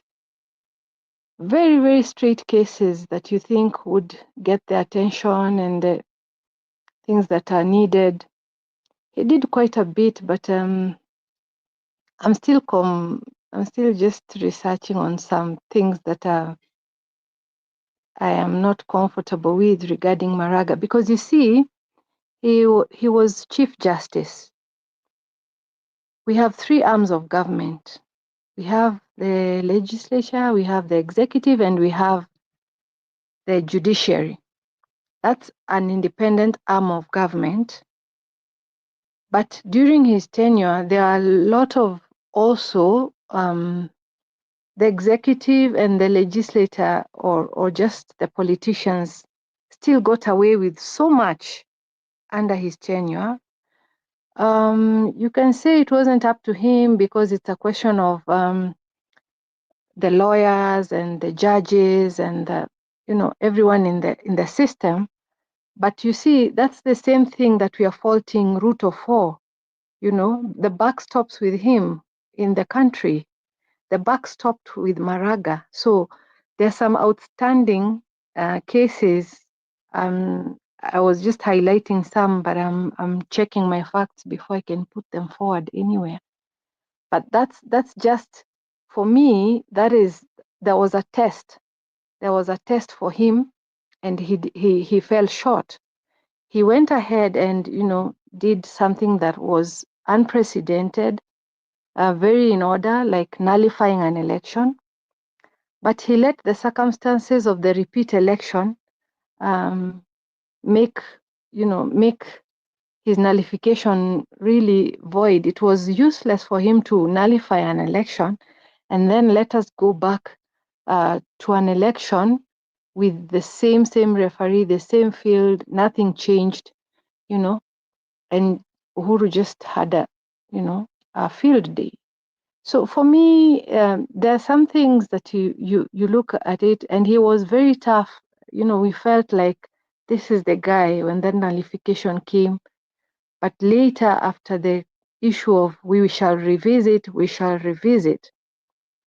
he really went low when we expected him to come up. Some of the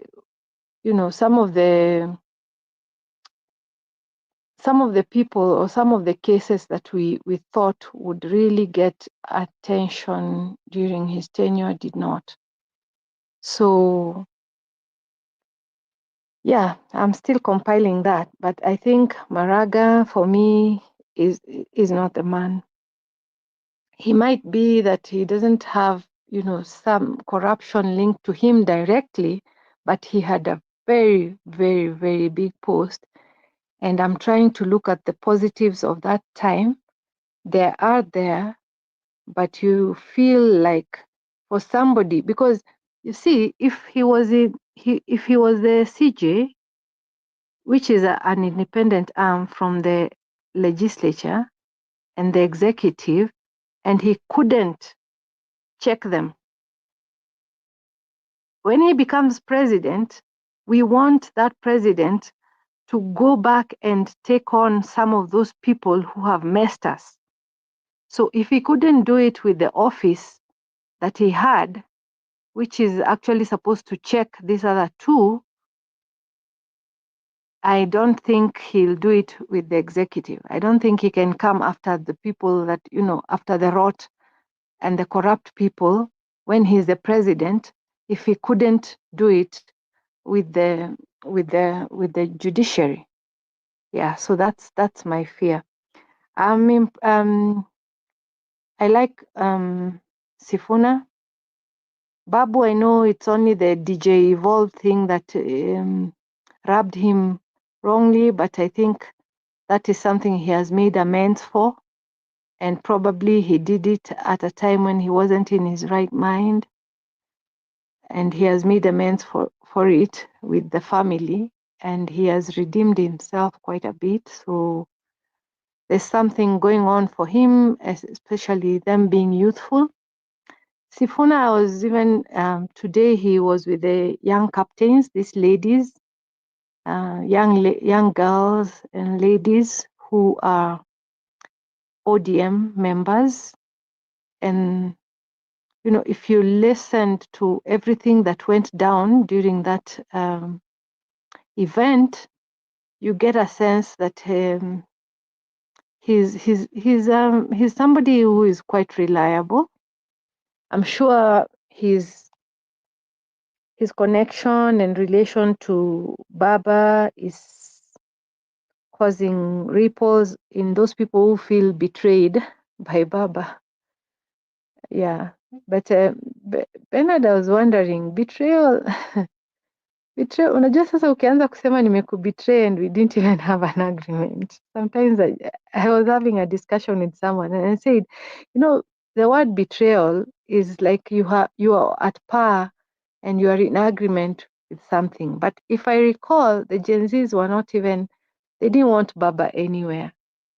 So that is something that is still, for people who want to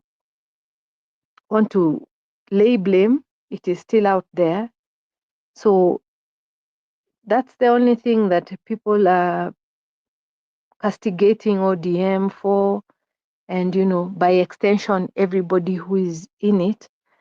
But I think with time things are working out in a way that is getting us away from that. Because if you see what the government is doing by itself, and how people who are trying to paint Ruto as somebody who is valuable, they're shouting there and making pronouncements that are costing them. Like today, that legislator from Northeastern, she's an ODM member, but they're saying you should carry your cross. Sifuna is saying carry your cross. You can't make pronouncements that are illegal and then think that because you are in ODM, or because Baba has agreed to work with Ruto to an extent in terms of making the environment suitable for him to try and resolve issues or do his work, and then you just make pronouncements. You'll take your cross. You'll have to carry your cross, and when the time comes, I don't think anybody is going to vouch for you for what you have done. So I think we still have time. We still have time, and leaders can emerge, and probably even some of the ones we are fronting might be backed by some unknowns in terms of people who have not really been out there in politics, especially for running mates, to deputize them. Because I looked at the IEBC chair talking today, and my only great concern was that that tablet was being brought by Marjan, the CEO of the IEBC, the CEO at IEBC, the secretariat. And there was a time here we were saying we keep changing the commissioners, but the secretariat is the same. So that is an area where we really need to put our pressure we really need to put pressure on Marjan and the people who've been there before, because if I recall, I think for Chebuka to make his declaration, Marjan was one of with him. You know, they were agreed on the decision that he made, even though there were so many faults in that decision. There wasn't even a copy, you know, in that hall on that day. But I saw him placing the tablet there and really looking at the chair, the IEBC chair, while he was reading his statement, and the body language. And I just looked at this and I say, if something doesn't happen in that secretariat, if we don't put our attention there, you know, this election might not be pleasant. But because we are woke and we are sure that we are trying to block all the loopholes and work hard, I am really still hopeful, still praying that the pressure can be enough to be able to make it half term rather than one term. And if that happens, of course, like people are saying, Kindiki will be caught off guard, first of all. He will be caught off guard. So because Ruto believes he's going to the ballot, I don't think he's gonna relent. But everything that is happening in the country, Bernard, you saw on 14th, you know, people descending on innocent revelers in joints where they were just enjoying themselves, playing pool and having their drinks and having their fun. And the police posts in those areas are saying those are not their people, but they descended on people with clubs and, you know, and whips. And what is this country coming to? And then today, Boniface, and you're like, you know, he's working very hard, or rather, maybe the people, because maybe he has instructed that, you know, the way he has said you shoot the foot instead of killing the person, as if Rex didn't die of a gunshot, not to the head, not to the body, but it was on part of his leg, but he bled out. So maybe the people who are executing Ruto's instructions, they're doing it in a way that is putting him in a very, very awkward position, because there are a lot of people who are not going to go with him. Even the MPs, you know, with the IEBC coming on board, now that they've been sworn in, one of the tasks on their table is the recall for 4 constituencies, 4 areas. Yeah, there are people who want to recall their MPs, and they said they'll look at it. You know, if even just one is successful out of those 4, people will wake up. I was up country recently, and even the people who think that there's a large section of Nyanza that will give Ruto their vote, I don't think so. The ground is not that sound for him, and the more these things happen that are, you know, human right violations, the more the people who are upright and thinking of the the people and their rights will distance themselves from him. Even Baba lately, you know, some of the comments, though people are saying, "Oh, let's not talk. We don't want that.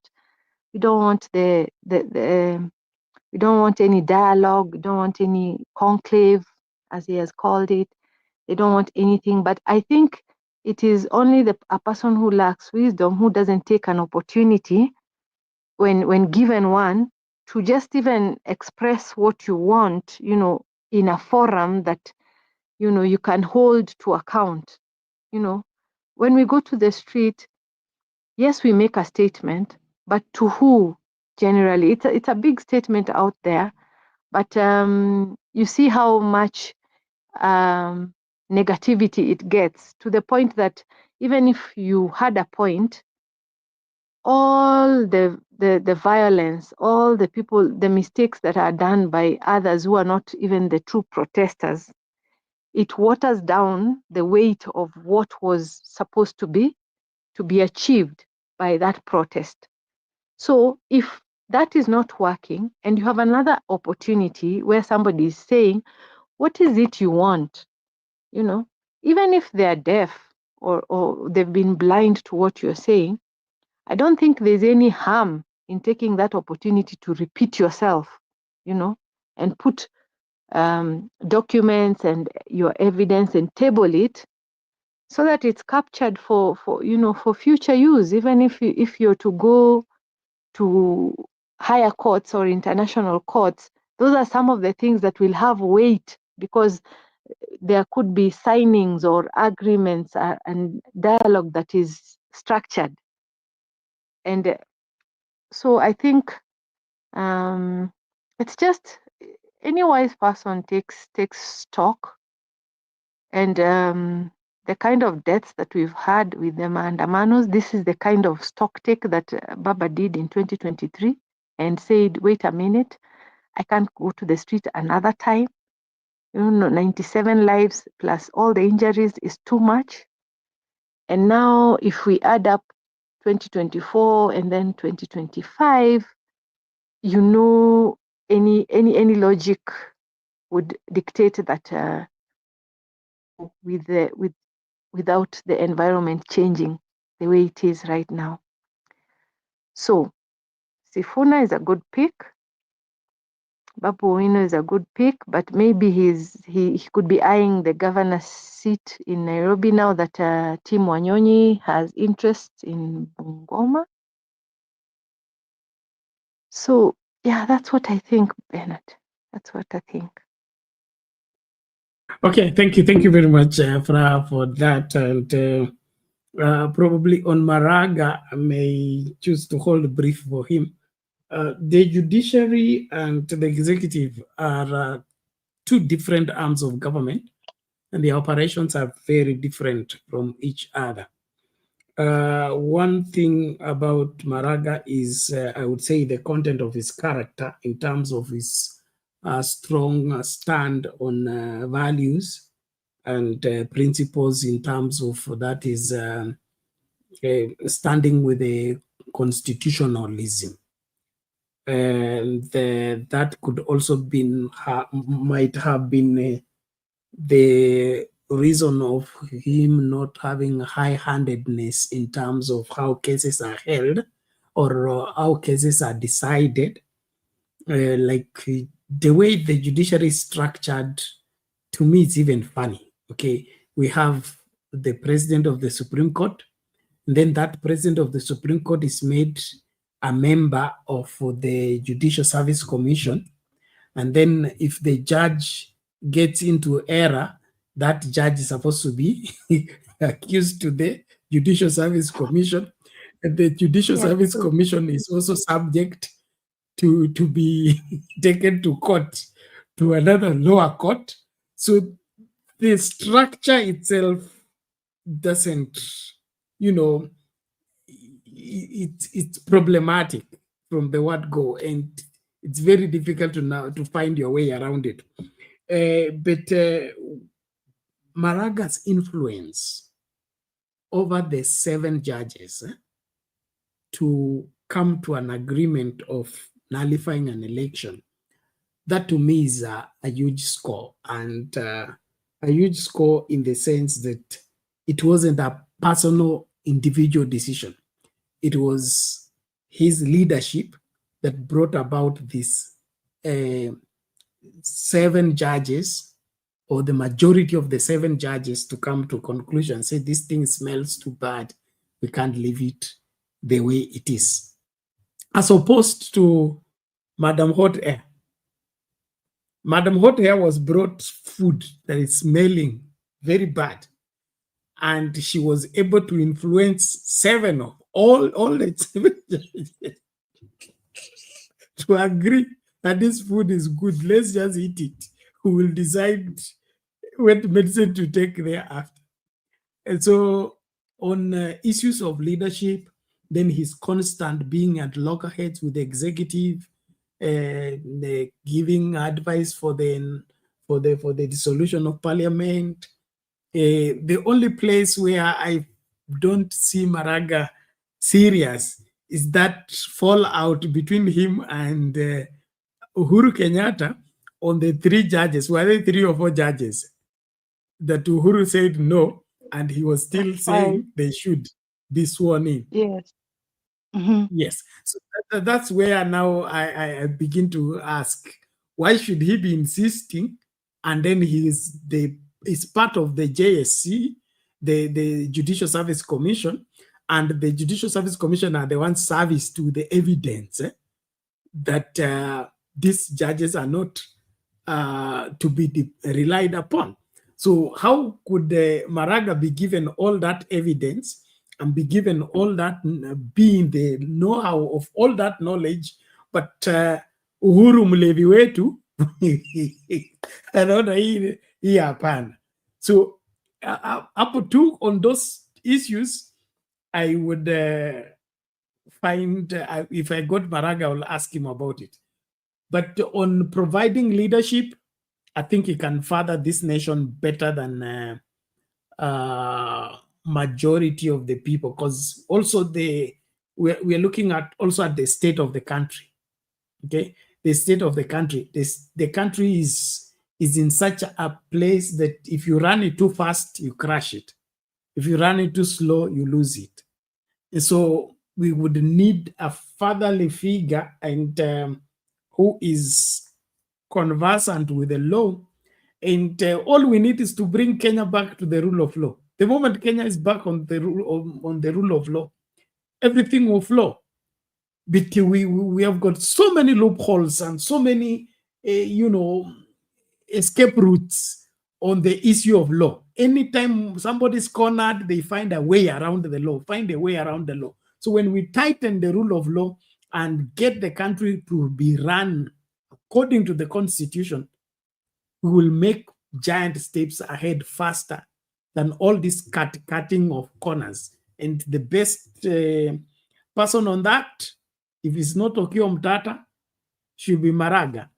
De Matiang'i is a performance guy, a man of action. But actioning this country the way it is right now may just land it into another chaos. I don't know what you feel. 1 minute to ondoke. Matiang'i, even if you're an action person, you cannot be charged with a responsibility and then you just act on illegal directives. That's where people like Martha win when they saw that the system is corrupt and I can't, you resign or you get out. You say, oh, that is not something I can do, and then you get out. But if you're a performance person and so you go there and you get things done, but some of those things are questionable. Some of those things are outright, human rights violation, and you say, I don't care for it, because now you're working and you are under instruction. So you work on everything, whether it's good or bad. So for me, Matiang'i is totally out in terms of leadership. He's tainted in a way, looking at the docket that he held, which is what Murkomen, it's so similar to what Murkomen is doing right now. So he can stand and place judgment, but we can just say if it's flipped, there's not much difference between what you did in terms of human rights violation. It's not so much different from what Murkomen is doing right now. Okia Omtata is another good fit. As to whether that post of the president is what is best for him, I don't know. But I know he has a place in changing the system, because these are people who are consistent in terms of fighting corruption. And truth be told, corruption is our biggest monster. Because when you're corrupt, that's how you're going to be corrupt when you're procuring IEBC material, when you're doing things. The corruption eats into every fabric. Yeah. And that's exactly why I'm a bit concerned. But I told you I'm working on some of the details, because, like you said, the legal system, the way it's structured in a way that getting your justice. I had a case that started in 2022. It ended this year, and people are there who have been there 20 years, and you look at it and you just say, this system, it is designed to be corrupt. The legal system is designed to be corrupt. So if you have a case against someone, the judges can make decisions that favor people that they know. If a lawyer is insinuated in the case, other lawyers cover for him. There's a camaraderie that is there that is not helpful at all. Judges cover for the other judges, lawyers cover for, they're all just a big family. So you have very few people in there who are still straight, who will help you, whether it's at the registry so that your file doesn't get lost. But clearly, it's why I think if Maraga couldn't do anything about it as a judicial officer of that rank, I don't know what he'll do, because we still need the legal aspect to be able. Maybe the experience he's had there is something he can use now on the other side of the coin when he's now in the executive. But I still have my doubts. When push comes to shove, he's a gentleman, but there are times when you need to be extremely bold, like that decision that they made. But then when we were happy about that, and then later he just seemed to retract, whether it was the threats, whether something happened that made him go down. It's something that we'll see. And then, the youthfulness that we are looking for. Maybe a fatherly figure will help, because we went the youth way with Uhuru and Ruto, and still there was no delivery. So maybe we'll go back to maturity and older people. But I just want Kenyans to think about it in terms of we are our own best caretakers. We are our own best caretakers when it comes to this country. And whoever we put there, let's not elect someone and then leave it up to him. If we are all in it, it will make it easier for whoever it is that we decide to put there.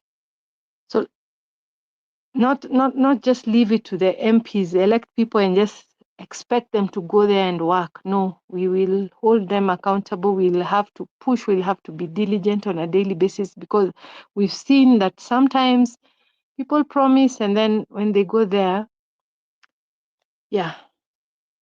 My current experience is sometimes it's not so much that let me see what you have done in order to elect you. There's an aspect of what am I electing you to go and do? What is the task ahead? Are you suited for the task ahead? As opposed to what you've been able to do. You could have been able to do something, but now because you're destined for another bigger role, it's the role ahead that is going to determine whether you are qualified for it or not. So when we recruit, let's look at, is this person capable of the task ahead? Where we want to go, not so much where we've been, because they could have performed prior, but when now it comes to the task ahead, sometimes there's a letdown. I always give the example of the other CJ. He was a very good activist, but when it came to being a CJ, there was like, you feel like an underperformance. So maybe we need to think of who is it who is fit for the role that is coming, where we want to go more than where we have been. Thank you, Bernard. Ken, thank you. A very good outlook, and I think we should apply here my bishop's principle. One of my bishops has a principle that when he calls you on the pulpit, please don't experiment on the people. Bring only finished product. Don't come and begin to do praise and worship practice. Come with finished product. And I think Kenyans need to come to that place where we have experimented with leadership for too long. Let's get competent people, qualified, fully furnished, put them in the office. Not put somebody in the office and say we'll polish him when he's in the office, or we'll straighten him when he's in the office, or we'll make him do what he's supposed to do. Let's look for complete finished product, put in the office. Wakiingia kwa ofisi, ikuwe ile timu ya Kibaki. In the office today, tomorrow we have free primary education. The other day we have agriculture working with Arab Kirwa. We have things working, not to shike committee tena, 50 advisors are advising me like this, I'm thinking like that, Murkomen is telling me this, Farouk is telling me this. The experimenting with this country should end with these 2022 elections. Tuweke kila mahali mtu ambaye anafaa. Exactly. Yeah.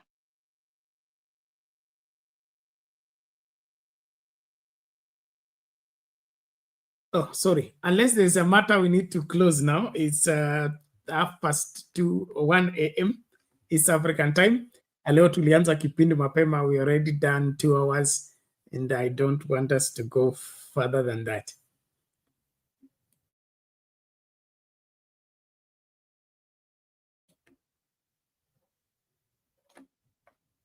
Okay. Furaha assumed that there's nothing to add.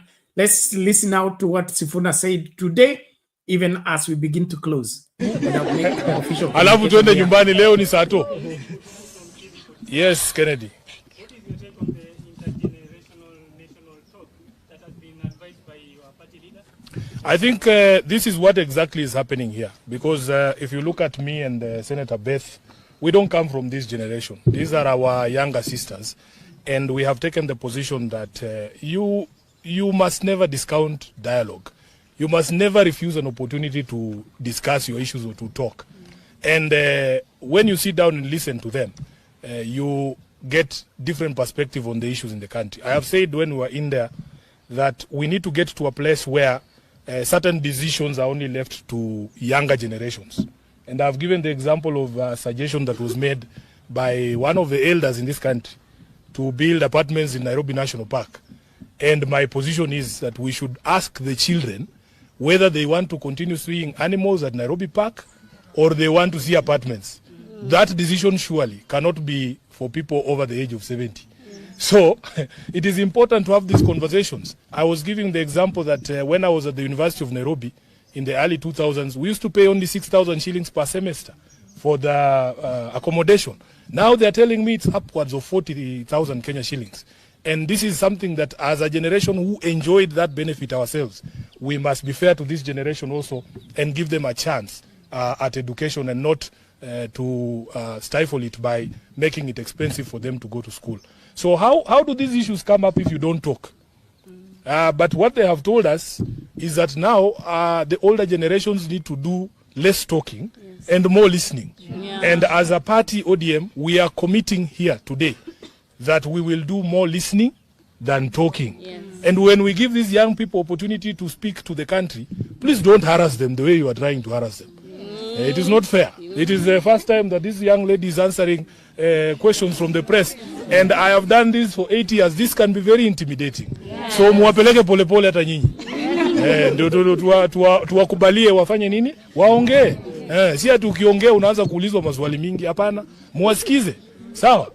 My name is Wamala from West TV. My question to you as SG, you've expressed your regrets as a party signing an MOU with you.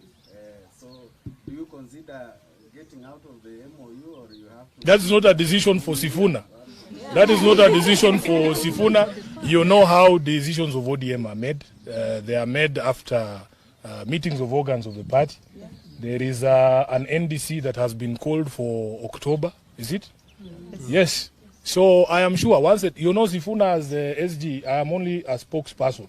And a spokesperson cannot speak for themselves. You say things that have been resolved. So I am sure you will be welcome to Mombasa during the NDC. Decisions will be taken at that meeting and everybody will be told. Last question, Leoni Sato. Si ulikuwa ushauliza bro.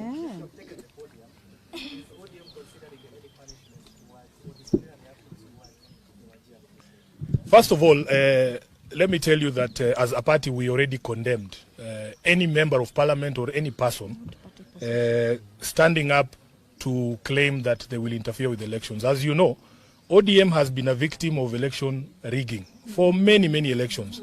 So it is not the position of ODM to countenance, to support, or to even condone the thought of interference with elections.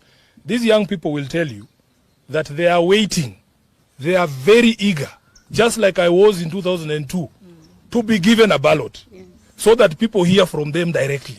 So anyone who will tell you that you can come and speak and say this is how you want the country to go, and then somebody comes and changes that election, wametuambia haitakalika, hakutakalika huko Kenya, na haitakubalika mtu yoyote kuinterfere na uchaguzi, si ndio? So we condemn in the strongest term any person, be it from ODM, be it from any other political party. And as I've said, we have institutions in this country. We have the IEBC, who used to summon us every day to their boardroom when Chebukati was chair. For even a minor infraction, I would find myself there answering questions every day. We want the IEBC to summon these people who are threatening to interfere with elections, not just condemn in a letter. We want them to be summoned there. And the NCIC, because we all know what happened in 2007. The precursor of the violence was the interference of the elections of 2007. So anybody who's talking about interference with the election is actually a threat to this country, and they must be dealt with. I want to call the NCIC and IEBC. Summon these people. ODM will not protect anyone, even if it is from within our ranks. Thank you. I want us to...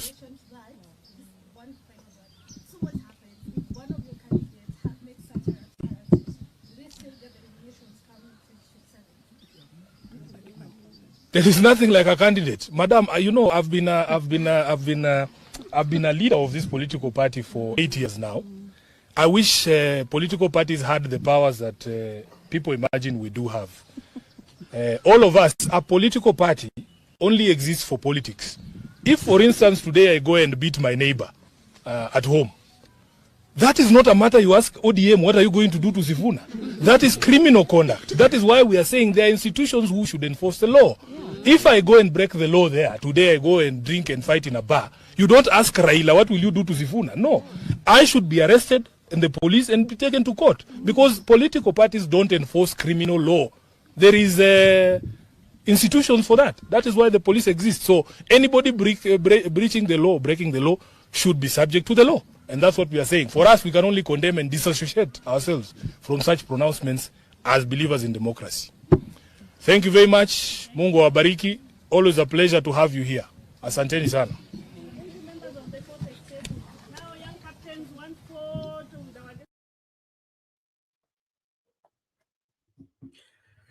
Okay, there you have it. Our SG, that's ODM SG Sifuna, answering questions from journalists and making whatever, keeping the record clear.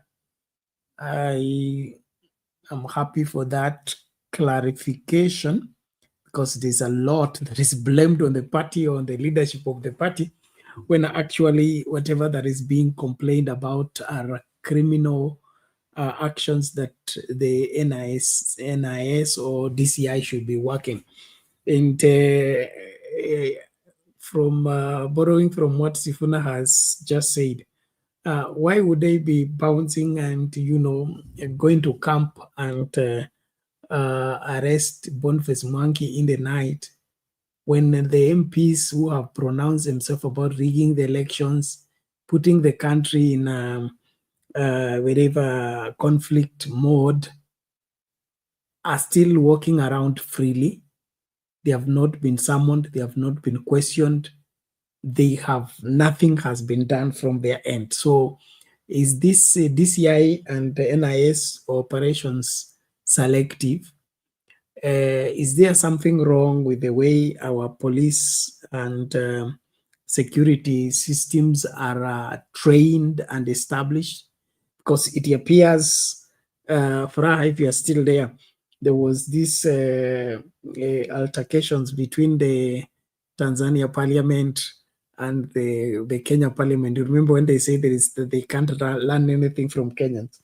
And so there was an attempt by our Senate to try and answer them. And then it was concluded there was no reason of answering them because their cadre is too low, and it was built on the premise or expressed on the premise that when their Auditor General asked the Member of Parliament to hold their government to account, is it that they are not even able to read and to be able to make sense of the budget and be able to hold the government to account? I say it was assumed that because the majority are a CCM and the government is CCM, so the members of parliament cannot say anything against the government because it is their government. And so on that same premise, it appears that we have this people that would rather look the other side and let things be other than push to get what should be done. Yeah, true, Bernard. Those are some of the state we couldn't hear in that discussion. Actually, I was able to listen to the whole session of these young captains from beginning to end, and it ended in that journalist, that presser. And we couldn't hear the questions, but out of the responses, you hear, what we've always talked about, that if somebody is in charge of the country and something is going wrong, why are you looking for people to blame other than this person who is in charge? Because ODM does not exist for resolving differences between me and my community. It does not exist for that. It exists as a vehicle for me to get into political spaces. So if it is something that is the police are supposed to do, they're supposed to do that. If it is something that it is the courts that are supposed to handle, then let the courts handle. But here is a case where we've had pronouncements that are so blatantly treasonable, and yet, some young people were caught on Sabasaba. Now Boniface is also being charged with treason and funding the protests. And you're like, these young people, even without evidence, the court will put bail, that is huge, that is impossible for them to cover. And yet we have people who have been very vocal. You see, these kids, we don't even know where they picked them from, which areas. But people we have seen and we have heard what they have said, and you can see this is something that is inflammatory. This is something that is inciting the population. That nothing has been done to them. So, and then you start saying, what is the opposition? What is Baba doing about this? Why is he silent? Like, we just have to get away from blaming people who are not accountable. You start asking me, why ODM is doing this. I'm not, I don't have a post in ODM. I'm just a member. You see, so everything has its position. But like you have said, if we begin to put everything at its door, that's how we will win this war. If people feel that Ruto has let us down, let's focus on it, because Gen Zs are recollecting, they're taking stock, because one of the things we told them, we tried to advise them, was that being leaderless is is counterproductive for you. Yeah, it's counterproductive, and they've seen it, and some of them are taking stock now.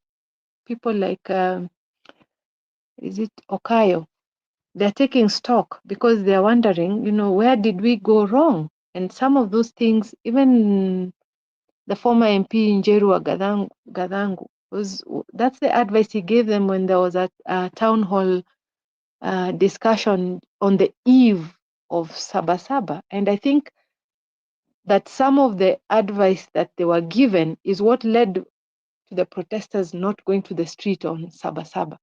The real protesters did not go, because the question was, at what point, when you get to parliament and people are being shot, who tells you to retreat?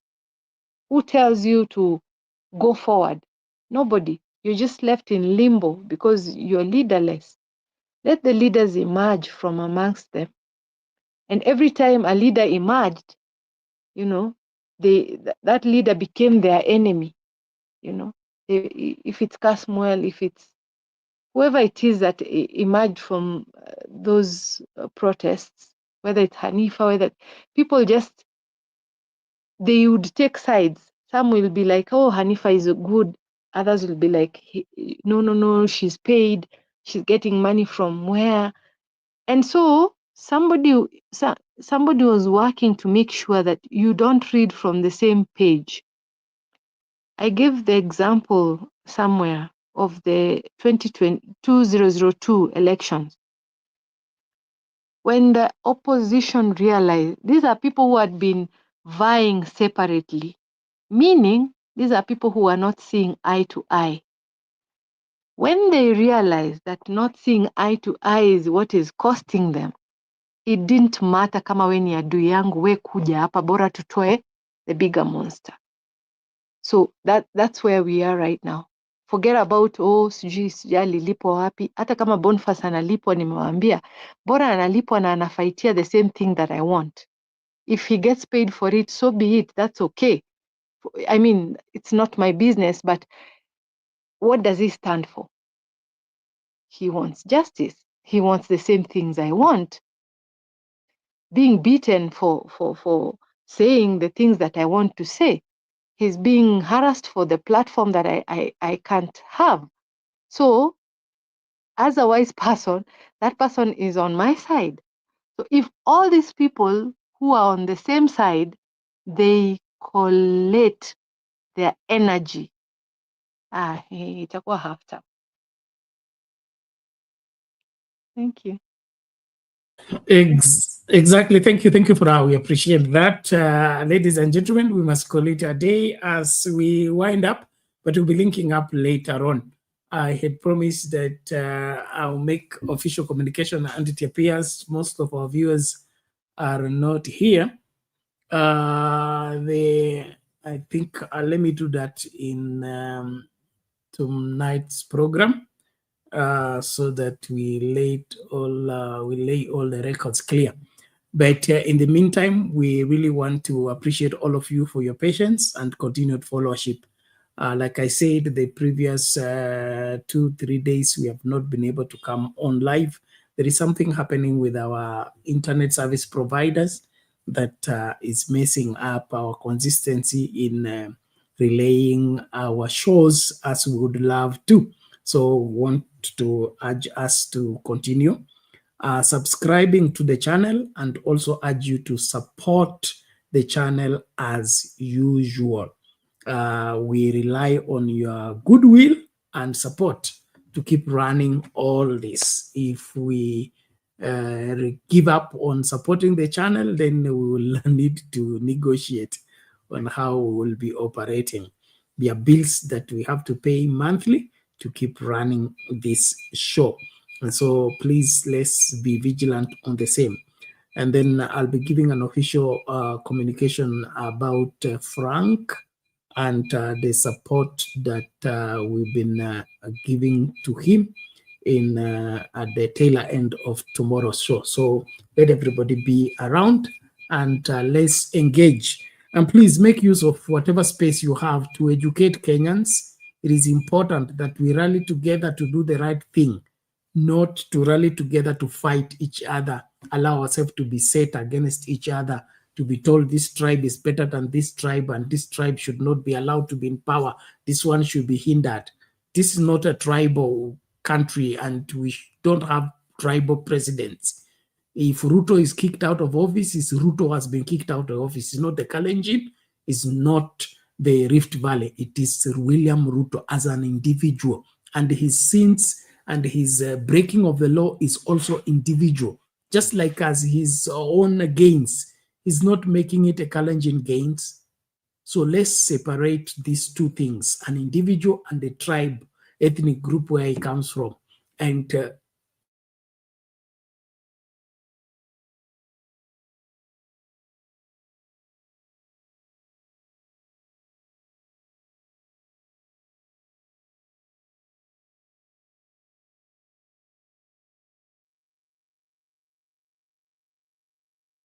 Can't hear you.